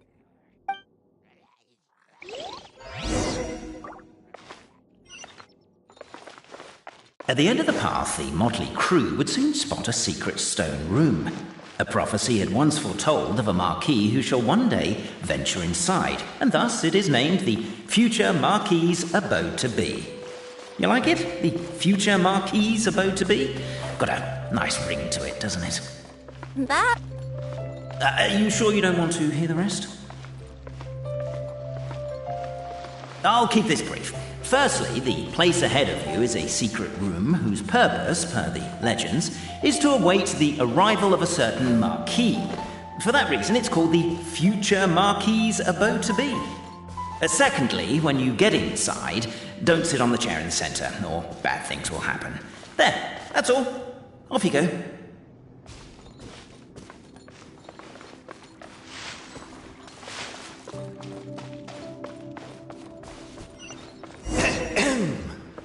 So many summers, winters, springs, and falls, and now at last a hero hither strides. This realm knows not what lies beyond its walls. Its secrets mystify the world outside. Wait, new voices. Who are they?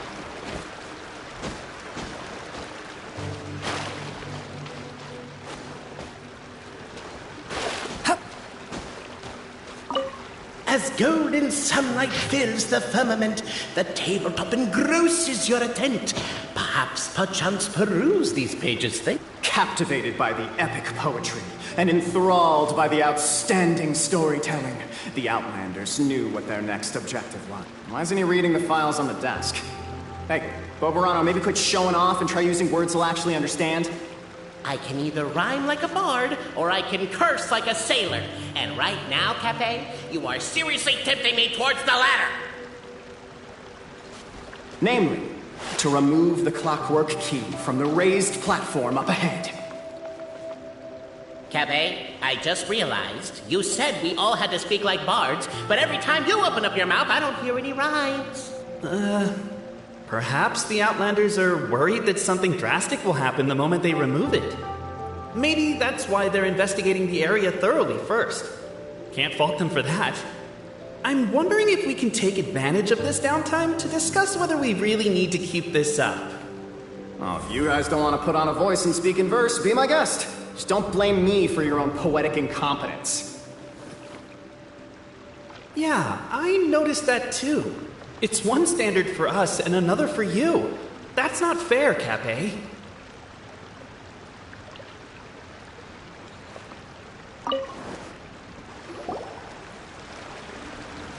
Stop the poem. We have a situation.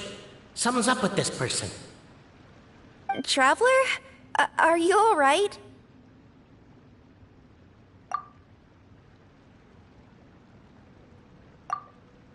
Come on, you can do it! This can't be how our story ends.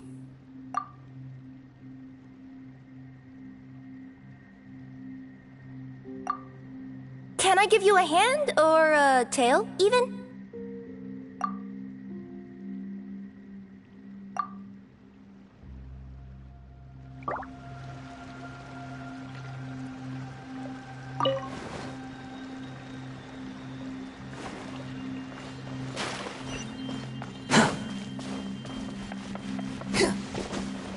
Strong as stone, firm as steel, the Outlander pulls, but it does not yield. This has happened many times before, but this time is different. A thought enters the Outlander's mind. Attack! Attack! First weaken the structure, then seize the treasure!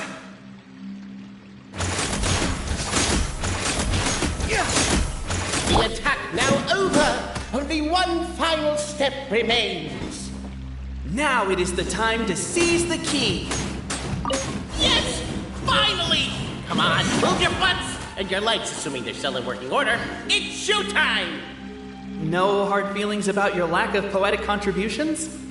Oh, let it go!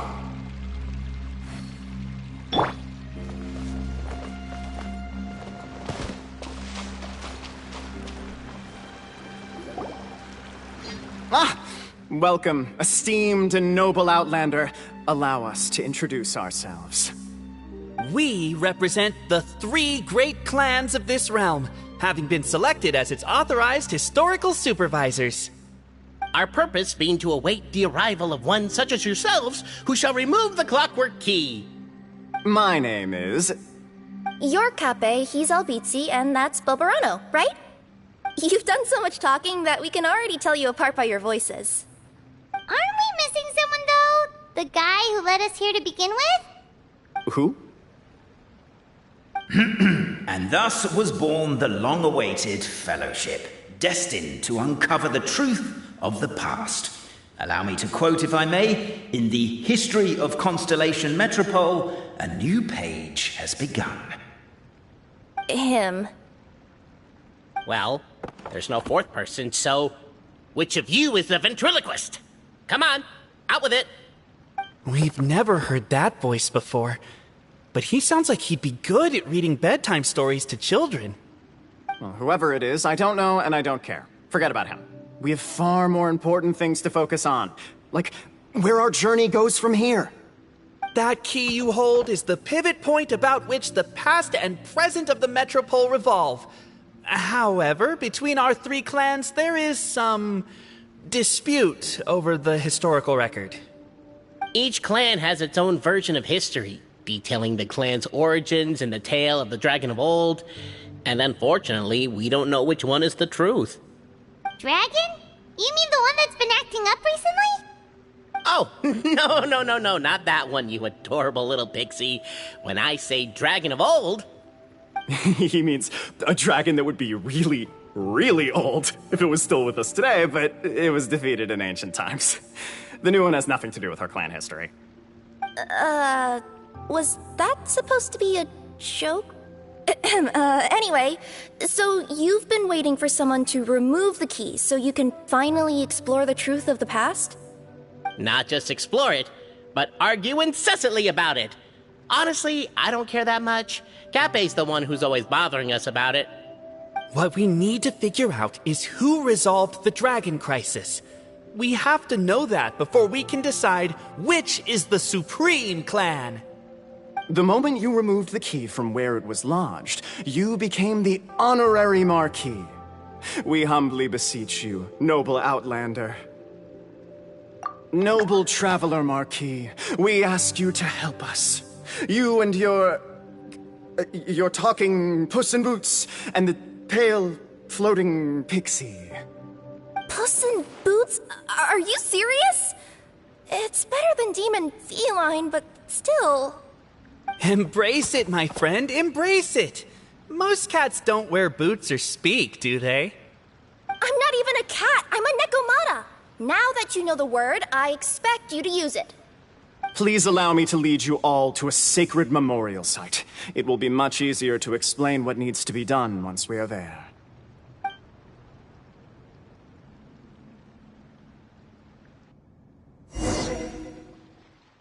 This place is sacred to my clan. It's where our brave forefathers once took up arms against the dragon of old.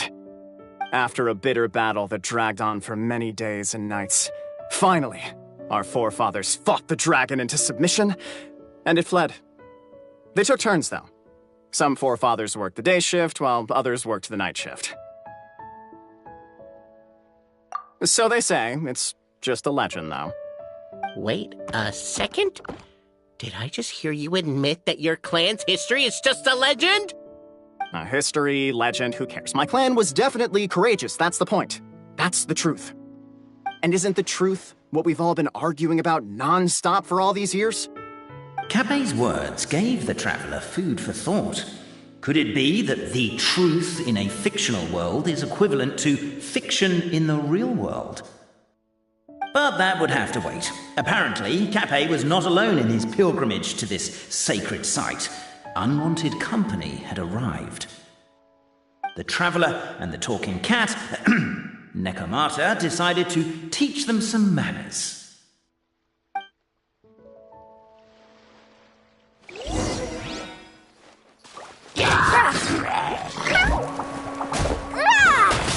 Behold!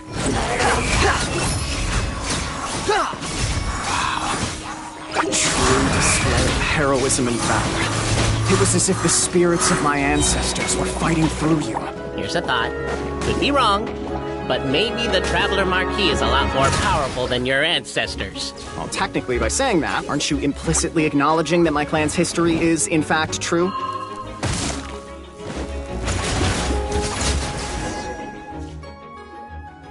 Your martial prowess and show of courage are a more vivid reenactment of my ancestors' feats that suit the modern aesthetic. Now, let's get down to business. As we all know, time is but an illusion. Time may flow line by line, page by page, or frame by frame, but usually it flows in the form of springs and gears. And that clockwork key you have in your hand can turn back time and make the past reappear. Well, actually, my view is that the illusion of time is more of a problem of consciousness. Gears power the body, while the body is the vessel of the conscious mind. But the mind cannot understand the dimension of time, so we experience instead an endless continuum of moments as the pinion of now turns along the rack of ages. I'm getting flashbacks to when I was delivering packages to the Sumeru Academia. A teacher once asked Albizzi what his greatest fear was, and he replied, dragons. Boberano was asked the same question. He replied, time, and repeated the argument we just heard. The teacher then turned to Capet and posed the same question. He replied, Boberano. The manuscript that tells the truth of the historical record, the blueprint to all of creation, the work of the great mage themselves. It can be found at the beginning of the gear rack, and on the very first page of the book. Paimon didn't follow all that, but basically, you're just saying that we need to put the key in and turn it all the way back? Exactly. It is said that in the beginning, the goddess of creation took the goddess of fate's manuscript as a blueprint, placed it under the goddess of prophecy's starry realm, and generated the world from a few magic arrays. So in a few moments, when the great clockwork key turns the local time here back to the very beginning, we will restore the magic arrays back to their original configurations. Hold on, isn't stealing part of the blueprint of creation a little dangerous? Also, how are we supposed to know the original configurations of the magic arrays? Well, the general shapes of the configurations have been passed down over the ages. They now form the family crests of each of our clans. So you'll just need to reference my family crest and join the dots accordingly.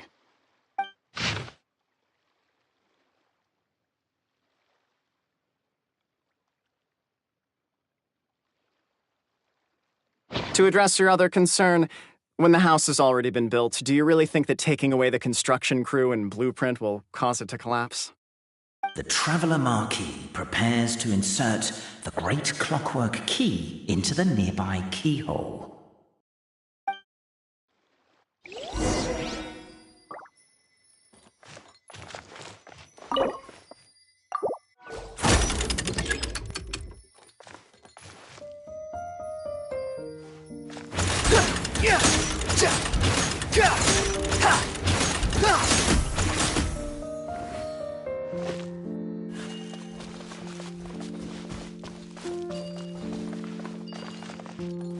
I guess we should start here?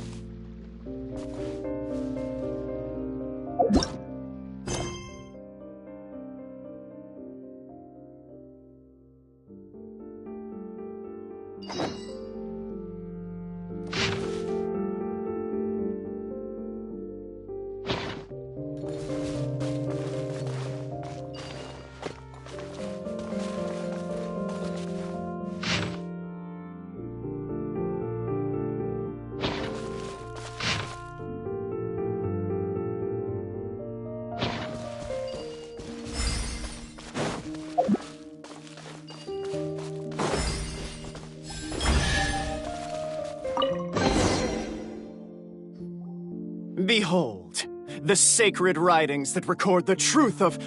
No, wait. That have shaped the truth of history. Gather round and let us bear witness.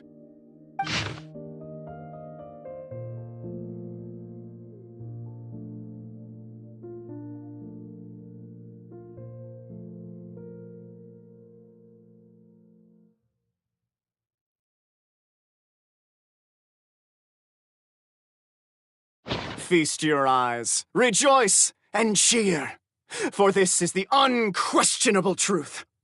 Look at the signature. Nobody is capable of forging that. I don't believe it.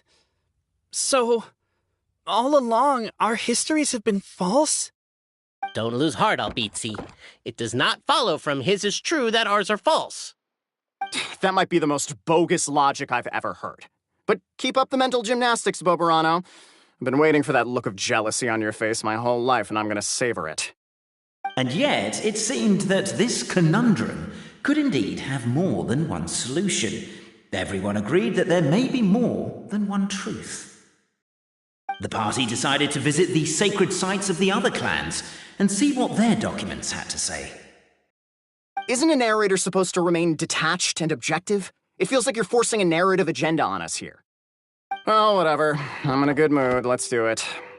The instructions say to repeat the process 3 times, and besides, I'm looking forward to watching you both be sorely disappointed. Let's do my clan next. I'll lead the way. We'll need the key again, right? Let me see if I can pull it out. Yoink!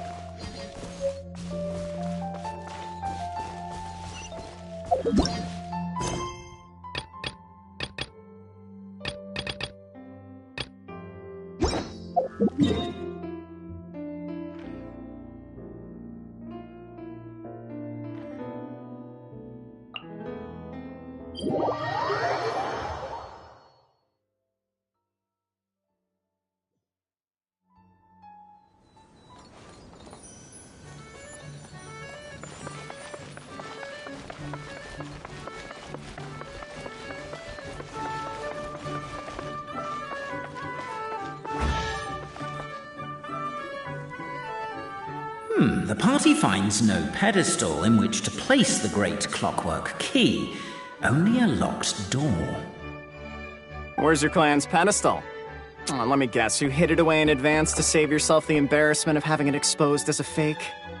You done? Okay. Now, since my clan's main claim to fame is... Misinformation, half-truths, and fabrication. Ah, shut up, Cape. Shut up, Cape. I swear, if I wind up dead one day, the murderer was Boberano. Let those be my last words. My clan's claim to fame is that we outwitted the dragon of old and stole its treasure. Ergo, all articles of value that we own, including the pedestal for the clockwork key, lie behind that door. So, next step is open the door? Almost. There's one step before that.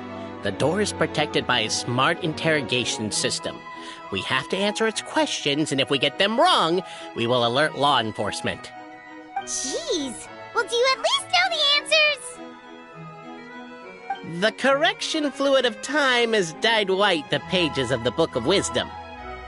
No, I don't know the answers. But worry not. I had a quick word with the constabulary in advance. They'll ignore the alarm if we get the questions wrong, so answer without fear.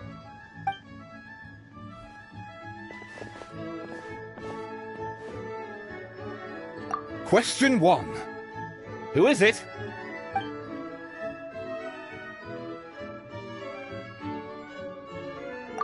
That's actually quite an amusing approach. It's probably not going to get us anywhere, but I do admire your sense of humor and your commitment to it. Question 1. Who is it? Ah, what an ingenious idea. Far more intelligent than Boberano's ancestors. But I still recommend against this answer. Question 1. Who is it? The great yokai, Nekomata in boots. And the trusty travel guide, Pixie! Travel guide. Trusty travel guide! Question 2. By which virtue did the ancients defeat the dragon?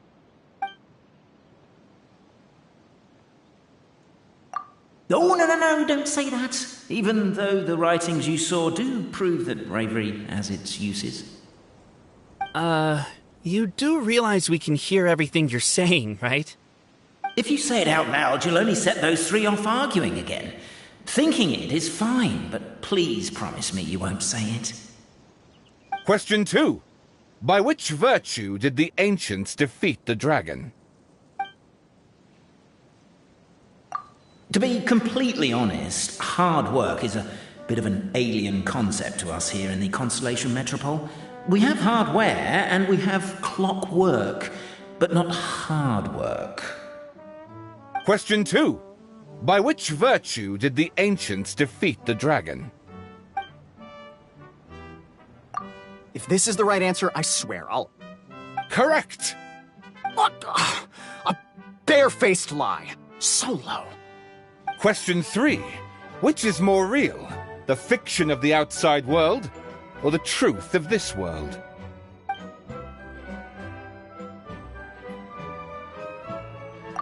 Come on, you'll have to do better than that, kid. I mean, Traveller Marquis. You and your friends are the only ones who know the truth about us. Question 3. Which is more real? The fiction of the outside world, or the truth of this world?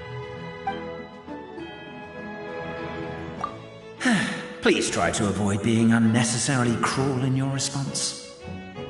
Question 3. Which is more real?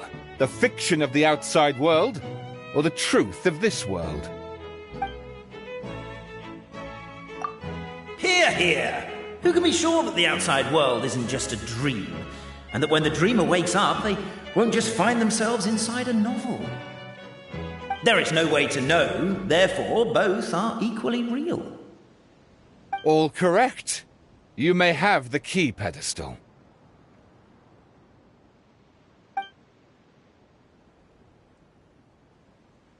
Traveller Marquis, you know what must be done.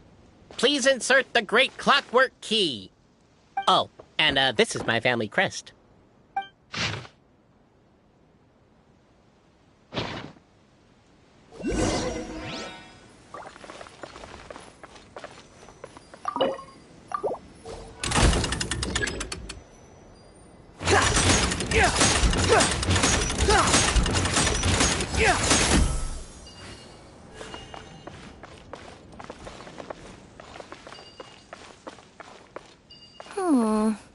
Do we really need this one?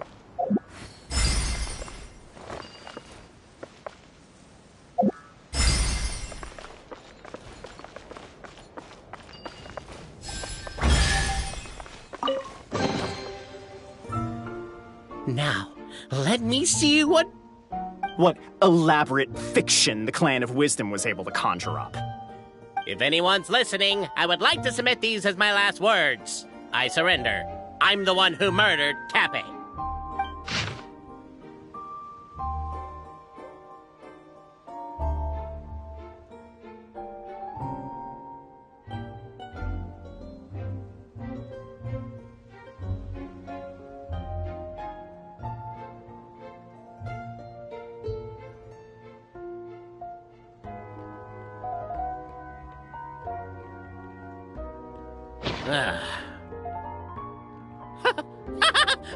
Look! My clan's history is true as well!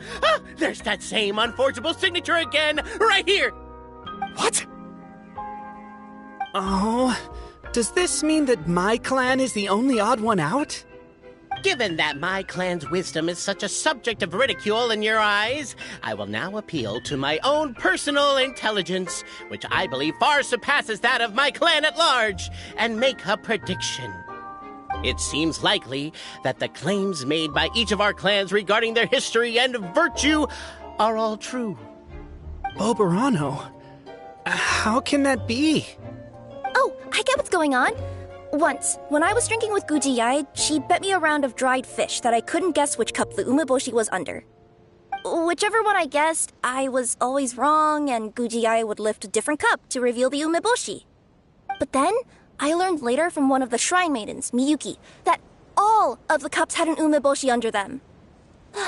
Just goes to show, I still got a long way to go before I become a great yokai. Oh, don't mind Fox Lady. That's just her way of teasing you. Actually, that reminds me. We can now open these 3 treasure chests. And unlike the guessing game you mentioned, this one's not a trick. Cool. Well, once you've plundered the last of Oberano's family wealth, we can go to my clan's place. Guess I'll take the clockwork key again then. Yoink! Huh. You even want this?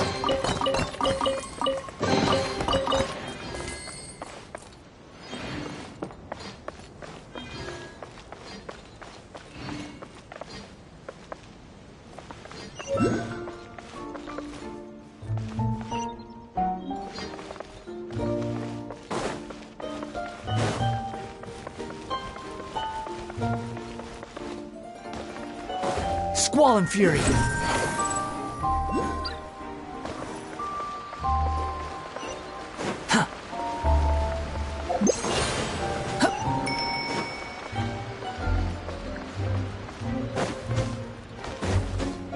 The wind rises.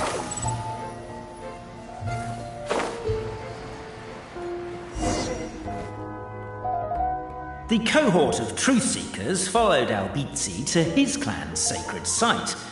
They arrived to the site of a giant guard towering over them. Up ahead is my clan's gigantified guard. He can be a little pig-headed, and he's incredibly strong. Your weapons won't even scratch him. Wait, but wasn't Cappe's clan the one that's all about strength? So, what do you guys believe in then? Oh, the guard is one of Cappe's people. Size is a coveted trait in the clan of strength, after all. Mine is the clan of empathy, and our key contribution is growth serum. What's empathetic about that? Our ancestors believed that, just maybe, the dragon of old didn't mean us any harm at all. Perhaps the dragon simply didn't notice us, since we are so very tiny. So, they drank the growth serum and grew even larger than the dragon. Then, they set the dragon down, calmly explained their perspective, and eventually taught it how to empathize. The serum isn't what it once was, though. Nowadays, it doesn't make you grow all that much, and it actually makes you lose your empathy. So, I advise we take a detour. Despite Albizi's words of caution, somebody, no doubt, has other ideas. Surely we could avoid a conflict with the guard, they think to themselves, if we could just try to understand one another. You could, of course, just take the path to your left and go around. But some people are gluttons for punishment. It's all part of the experience, I suppose.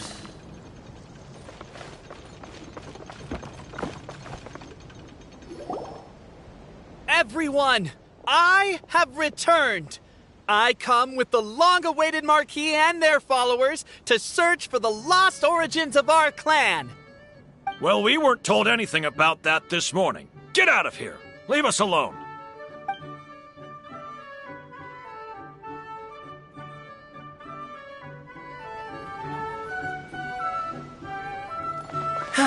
You and Albizi only wanted to strike up a conversation with the guard. But since greeting you wasn't one of the items included in today's schedule, the relationship quickly soured. If you're just looking for a way in, why not consider taking the path on your left?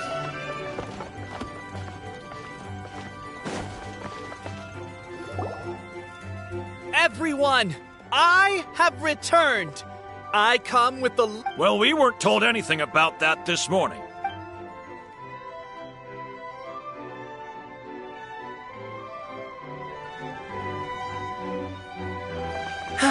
You and Albizi only wanted to strike up a conversation with the guard. But since greeting you wasn't one of the items included in today's schedule, the relationship quickly soured. If you're just looking for a way in... Why is my own clan treating me like a villain? You've been away too long. We all have. It feels like we've been waiting forever.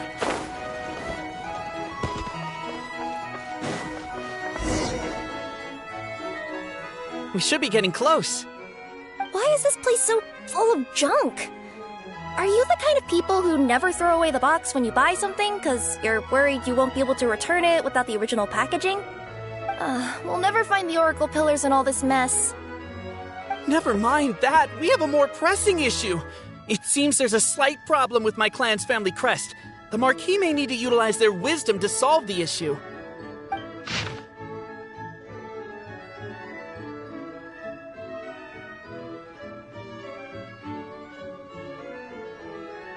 Wisdom too, huh? Well, you guys have a bit of everything, don't you? Except empathy.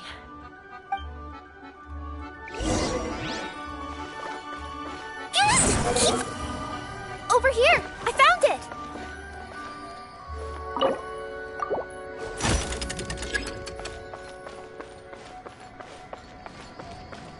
You think it's a little impolite to sneak in without saying hello and decide to introduce yourself. Very courteous of you. Oh no, he's gonna find us!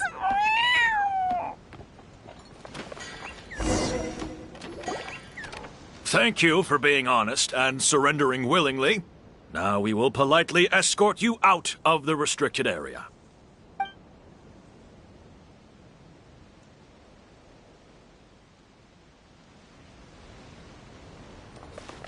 Now that all the pleasantries are out of the way, time to find a way back in.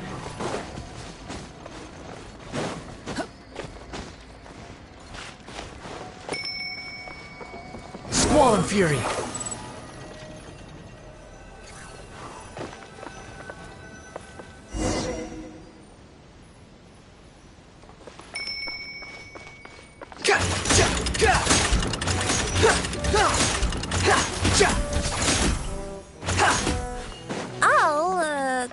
I'll go keep watch.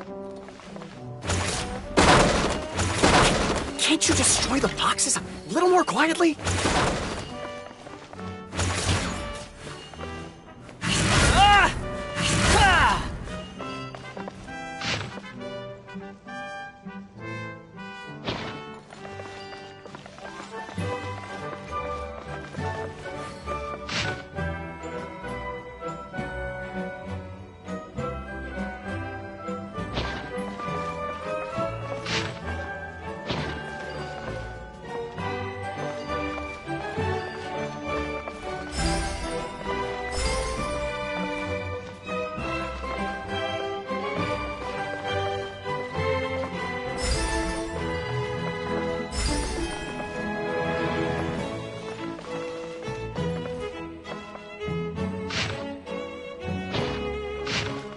Apparently that was incorrect. But don't blame yourself, it's Albizi's clan's fault for taking terrible care of their family crest. How could they let something so important get so dirty?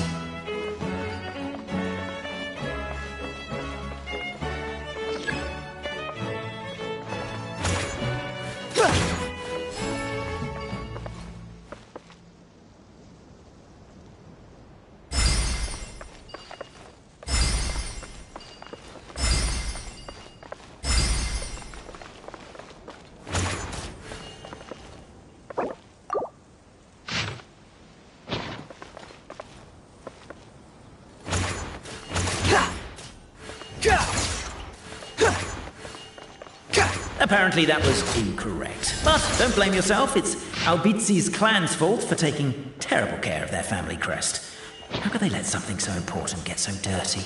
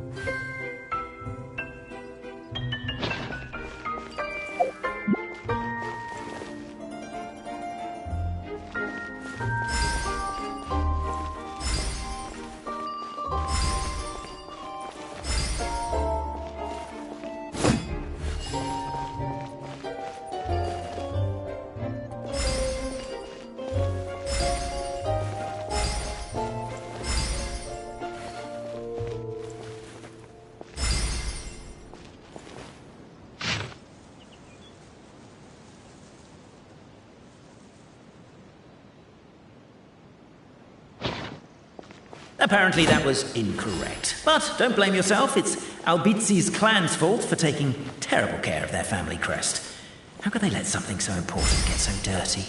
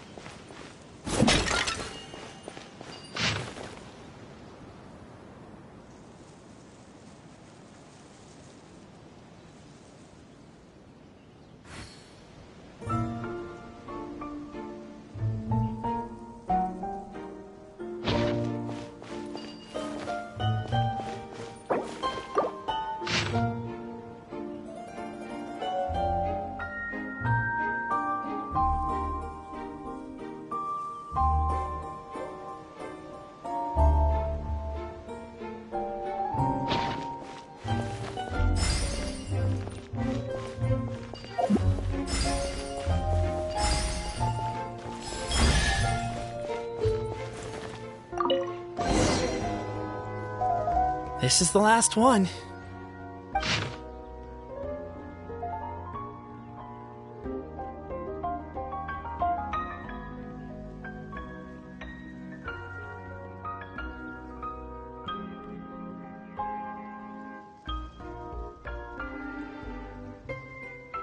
The signature.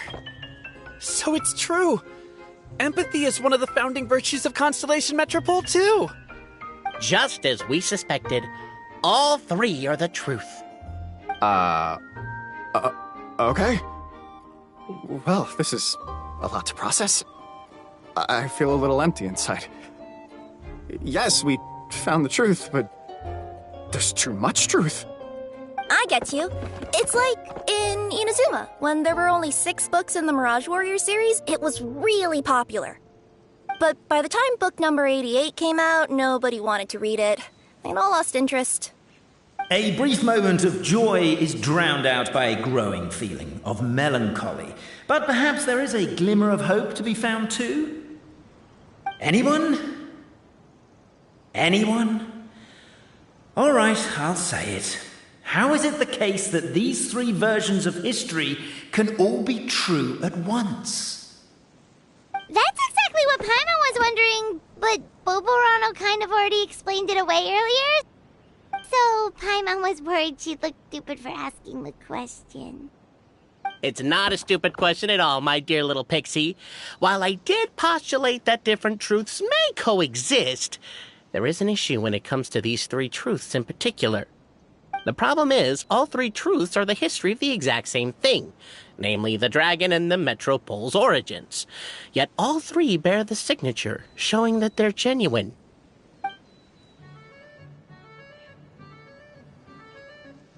Suddenly, the sound of a bell rings out.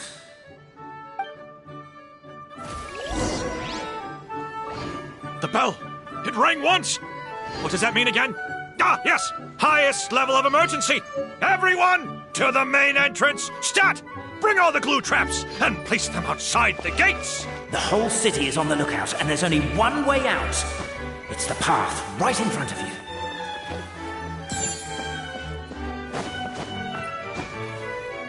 Why'd they ring the bell anyway? Also, why is 1 ring the highest level of emergency? Obviously because you have to respond fast when it's an emergency. It'd be a bit too late if they waited till the 99th ring.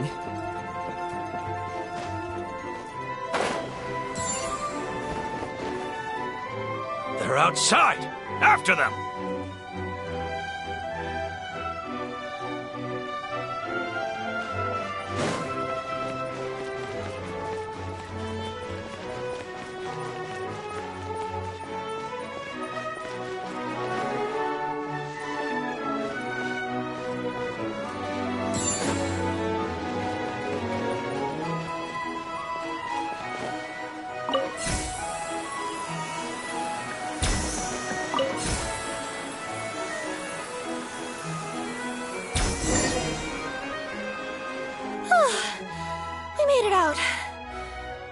Still be needing this clockwork key, but I yoinked it out before we ran, just in case. Okay, but back to the truth problem. There are 3 conflicting versions of the truth, and somehow they're all still true. What is that supposed to mean? I don't know. I doubt anyone here in Simulanka can make sense of it. All we do know is that any manuscript bearing her signature has to be valid. Well, she is the goddess of fate, the creator of all this. And all these manuscripts are her grand design.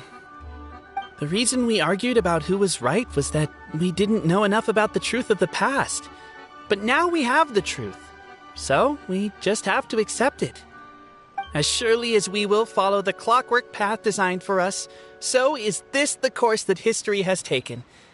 It is clear and incontrovertible. We will never argue again. Thank you all. Is that all there is to it? Is this where the decision made at the first crossroads of destiny has led us to? A pointlessly happy ending? Overthinking it would be equally pointless. Well, that's enough for one day. Time to take a break. Could you be any more cryptic? You're planning something. Paimon knows it. Whatever happens, today was a breakthrough in my journey of discovery. I will go back and share it with my clan. Me too. And me. Let's leave it there for today then. I'm sure we'll find out what else Mr. Narrator has planned for us tomorrow.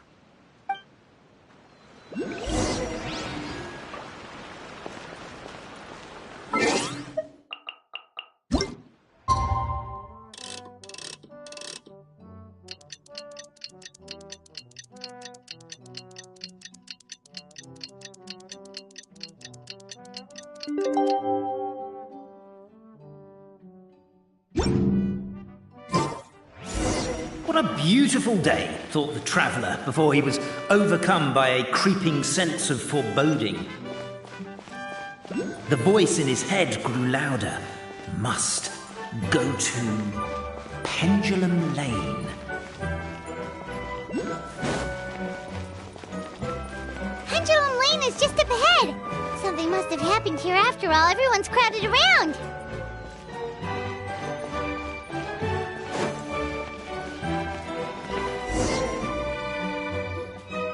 Oh my god, this is terrible! I don't understand. The three great clans of Constellation Metropole have finally made peace with each other. Who could have done this? What happened? Oh no, someone's lying on the ground. Cappe! How did this happen? Cappe, you idiot! Wake up! You need to revise your last words or everyone's gonna start suspecting me! Last words? What did he say? If I wind up dead one day, the murderer was Boberano. Ugh, you could have at least pretended to not remember it. I'm sorry, Boberano, but this is an interrogation. I have to give the detective straight answers. Don't worry, Boberano. I don't consider you a suspect, nor do I have the authority to charge anyone with a crime. So, are you the last people to have had contact with him? My sincere condolences. You were travel companions, right? It's a real tragedy. I'm afraid he'll be out cold for another hour and a half, at least. Huh? Yeah, I know. It's despicable. Hitting someone in the back of the head is the second worst act of cruelty there is. The first being replacing their gear oil with extra strong glue. So, Cappe's not dead? His gears, metal frame and shell are all still in excellent condition.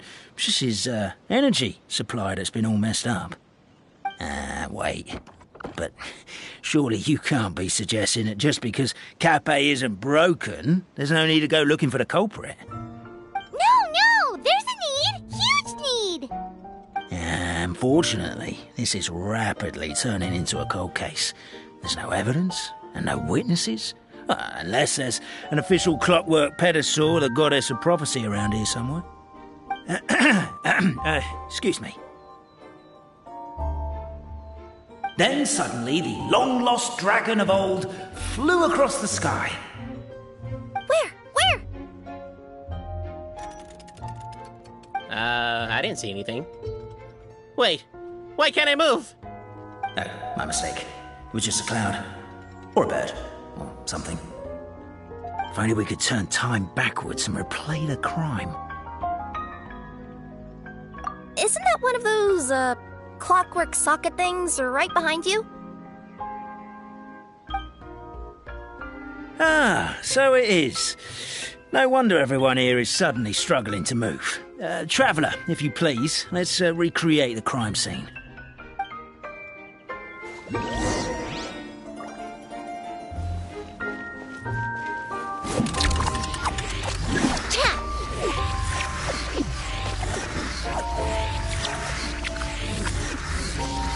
crime scene's too chaotic. I can't make heads or tails of it.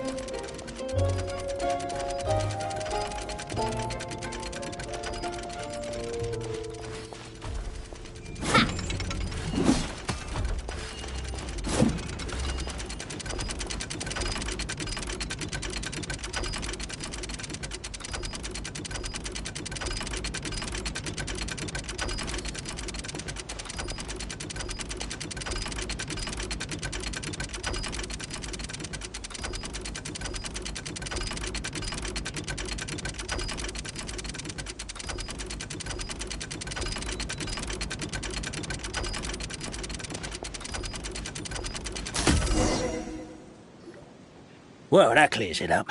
Cappe was walking along the street, then he suddenly collapsed. He was faking it. What? So case closed? Aren't you supposed to investigate a little more first? Well, we literally replayed the crime scene and saw it with our own eyes. There's no need for any evidence gathering or powers of deduction now. And besides, maybe the truth is inherently strange by nature. Like how Constellation Metropole has 3 histories, each of which is the truth. But didn't you say Cappe was struck in the back of the head and knocked unconscious? For all I know, he could have bashed his head against a toilet bowl before leaving the house, then walked here in a daze before finally passing out.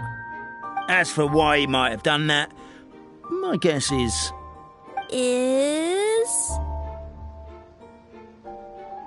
With the Supreme Clan question left unanswered and the tension in Constellation Metropole suddenly wiped away, he was looking to create a new source of conflict. Only then would the city feel alive again. Do we really think he's capable of that, though? Sounds like a pretty complicated conspiracy for the average Simulanka resident. Traveler, something about the crime scene isn't sitting right with me. It just seems unnatural. Also, anything outside of the immediate area won't have appeared in the replay. Is it possible that something was missing from the scene? Why don't we search the area? Wait, what are you doing? Oh, we're gonna head to Cappe's house to check the toilet bowl for signs of an impact.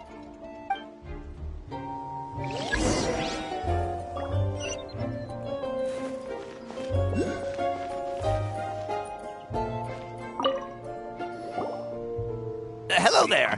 Have you seen my spear by any chance?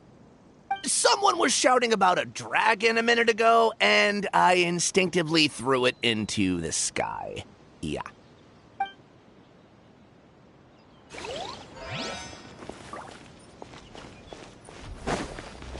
There's a spear here. It looks so mysterious. Let's take it.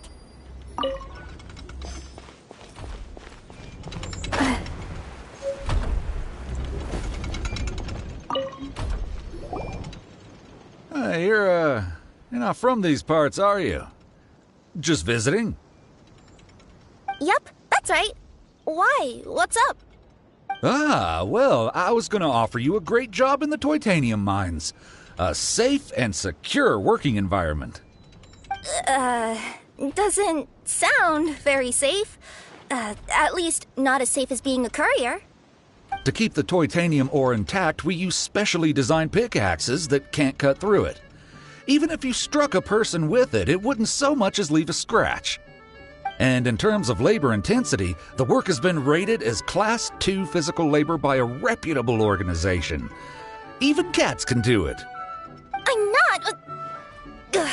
never mind. I give up. Welcome to Paimon's world. Mind you, I don't know what happened today, but somehow a pickaxe has gone missing. Maybe one of the giant guards broke it down, so someone took it to perform a rapid resuscitation procedure. Sounds pretty brutal for a first aid technique. Still, a missing pickaxe. Huh. Is it just me, Traveler, or does it seem kinda suspicious?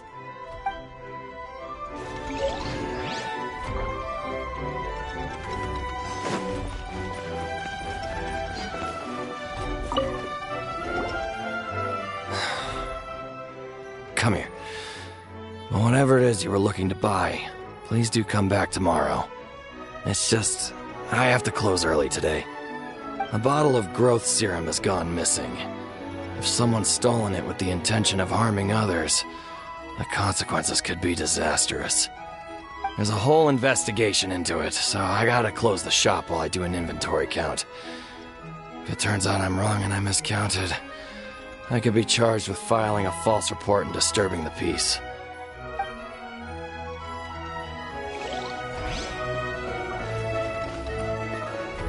There's a strange potion bottle here.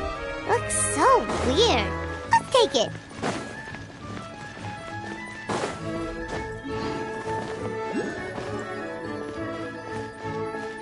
A pickaxe?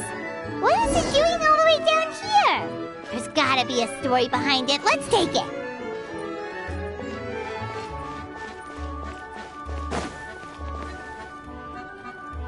Let's say one of these was the weapon used in the assault. Which one do you think it is?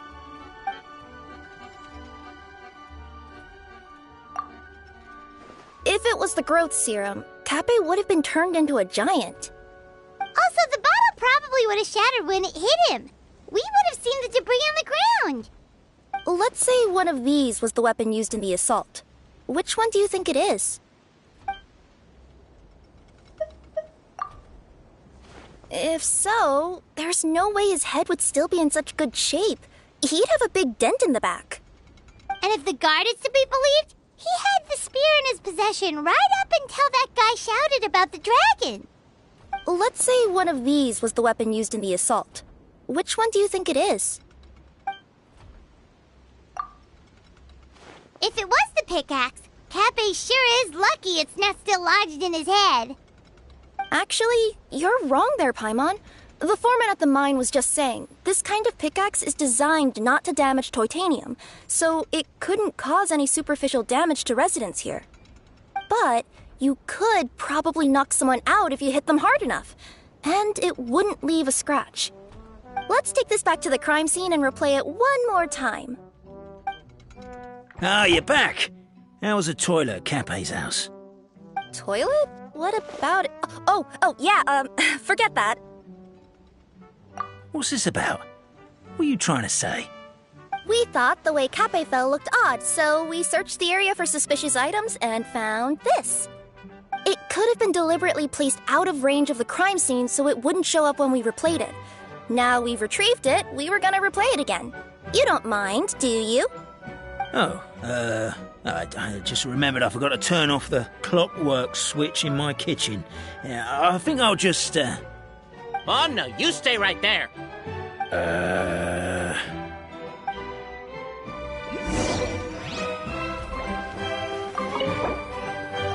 We should be good now.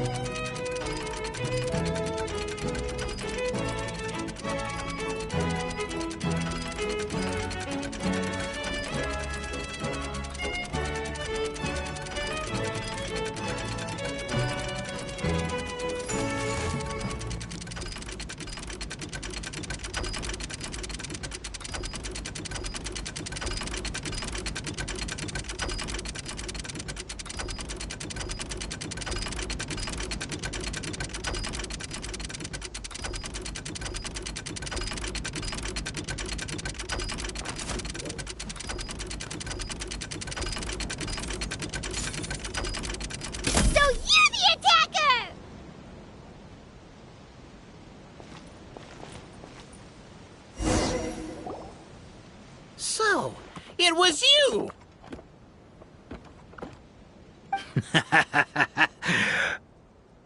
I would congratulate you for cracking the case, but since I did such an abysmal job of covering my tracks, it didn't exactly have your work cut out for you.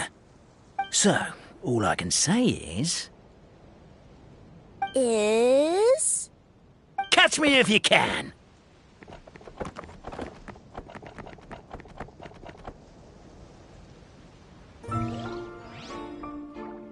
We have a runner! That's it! Let me at him! The would-be Marquis of Carabas dispatched the necromancer in boots, who ran off in pursuit of the poor little minion.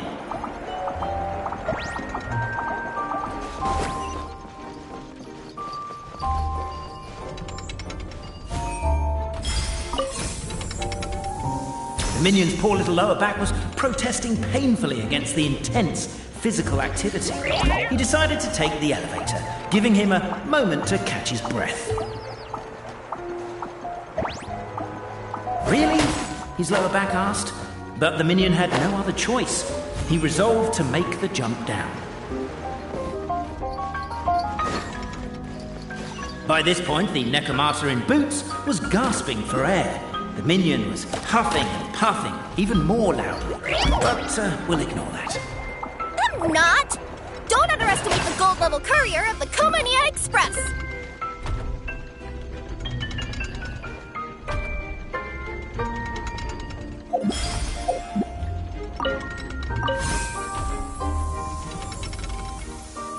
A characteristically catty response from the Necomata. Tell me, what do you hope to gain from bullying me? I get to let off some steam!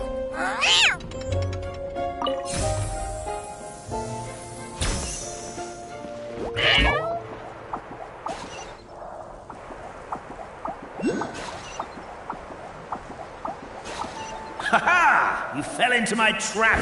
Oh, and by the way, remember the glue you got stuck on when you first entered the future Marquis's abode to be? That was also me. I did it using my powers. Rats! Oh, I'm so jealous of you guys right now. You can just jump out of your shoes and keep running, but I... Wait. The unnamed minion made a last-ditch escape attempt. He began his long climb, up the wall, the tall wall. Oh. He began his long climb up the tall wall. Do you call that a tall wall? In urgent Neko parcel mode, I'll scale it in no time. I'm beat. I surrender.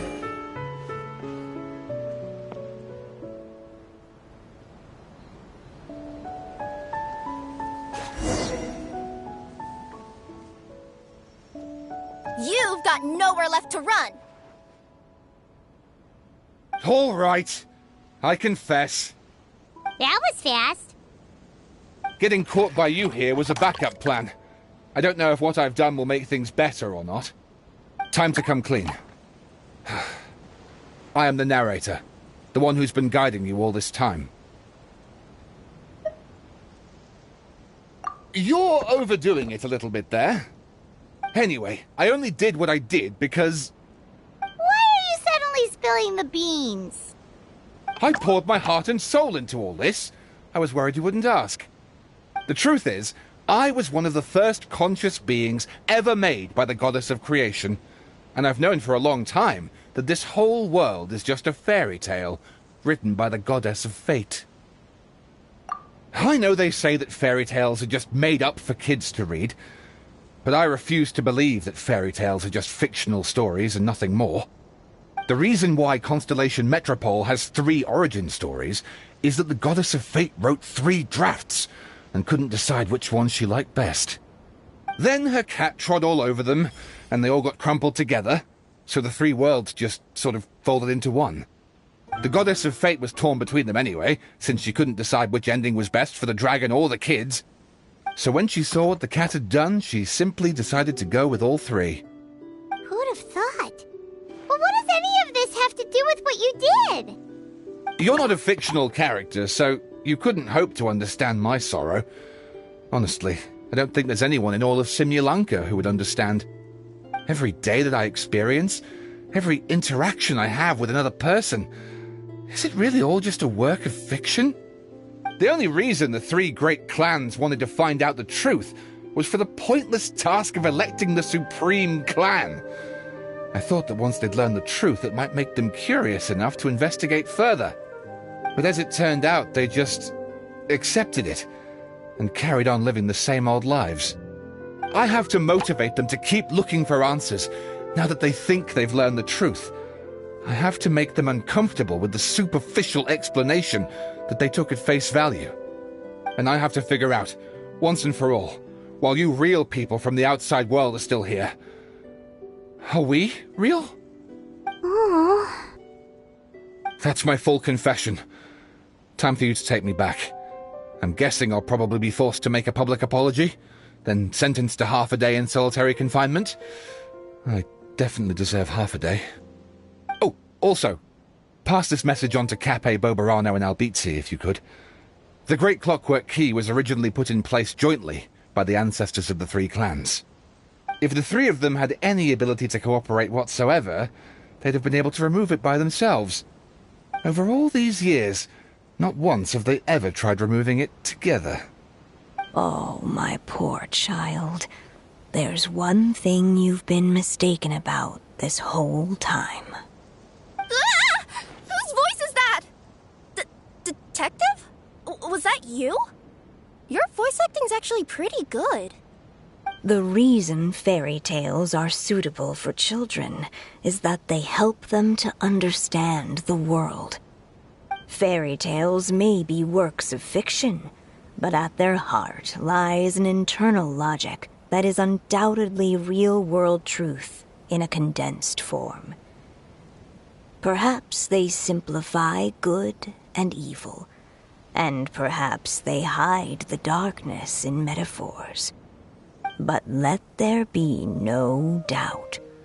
The world within fairy tales is as real as can be. And by extension, you and your compatriots are also real. Goddess! Is it really you? The line that separates footnotes from narrative can never be crossed. Never the two shall meet. This is why you have never heard my voice before. But now you wish to break free from the story, and there's a cat nearby, so you can hear my echo. Necromora! Just your echo?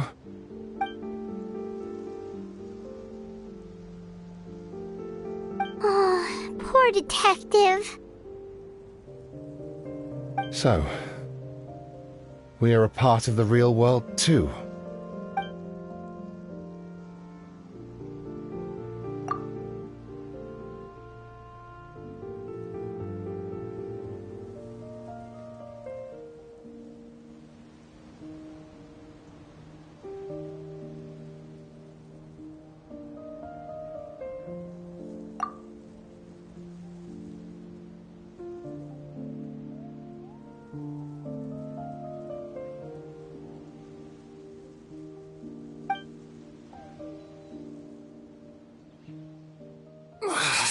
My head's spinning.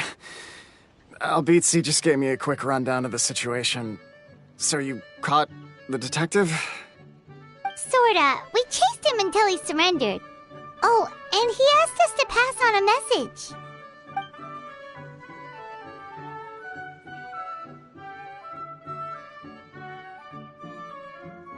message. Does he really think we didn't try that?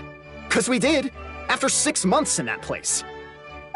That was my bad. I thought it was a stupid idea at the time, so I didn't really exert myself. I also sort of stopped trying after 3 years. Never mind. I'm partly to blame as well. On the second attempt, I just hugged the key and pretended like I was pulling as hard as I could. You guys are so lazy. My granny's neighbor's pet cat has nothing on you, and it spends all day, every day sunbathing. Anyway, you said you heard the voice of the goddess of fate at the end? That's amazing. There is a world beyond our own after all. What would you guys say to taking a trip to the outside world sometime? Otherwise, I got bashed in the back of the head for nothing. Depends. Do either of you know how to get there? But yes, I agree we should go. And not invite the detective, just to annoy him. But maybe the reason we've never worried about whether we're real or not is that, unlike him, we weren't there to witness the creation of this world. We've never had any reason to doubt that we're real. If someone ever convinced me that these delightful dimwits, Cape and Albizzi, weren't real, I'd be devastated.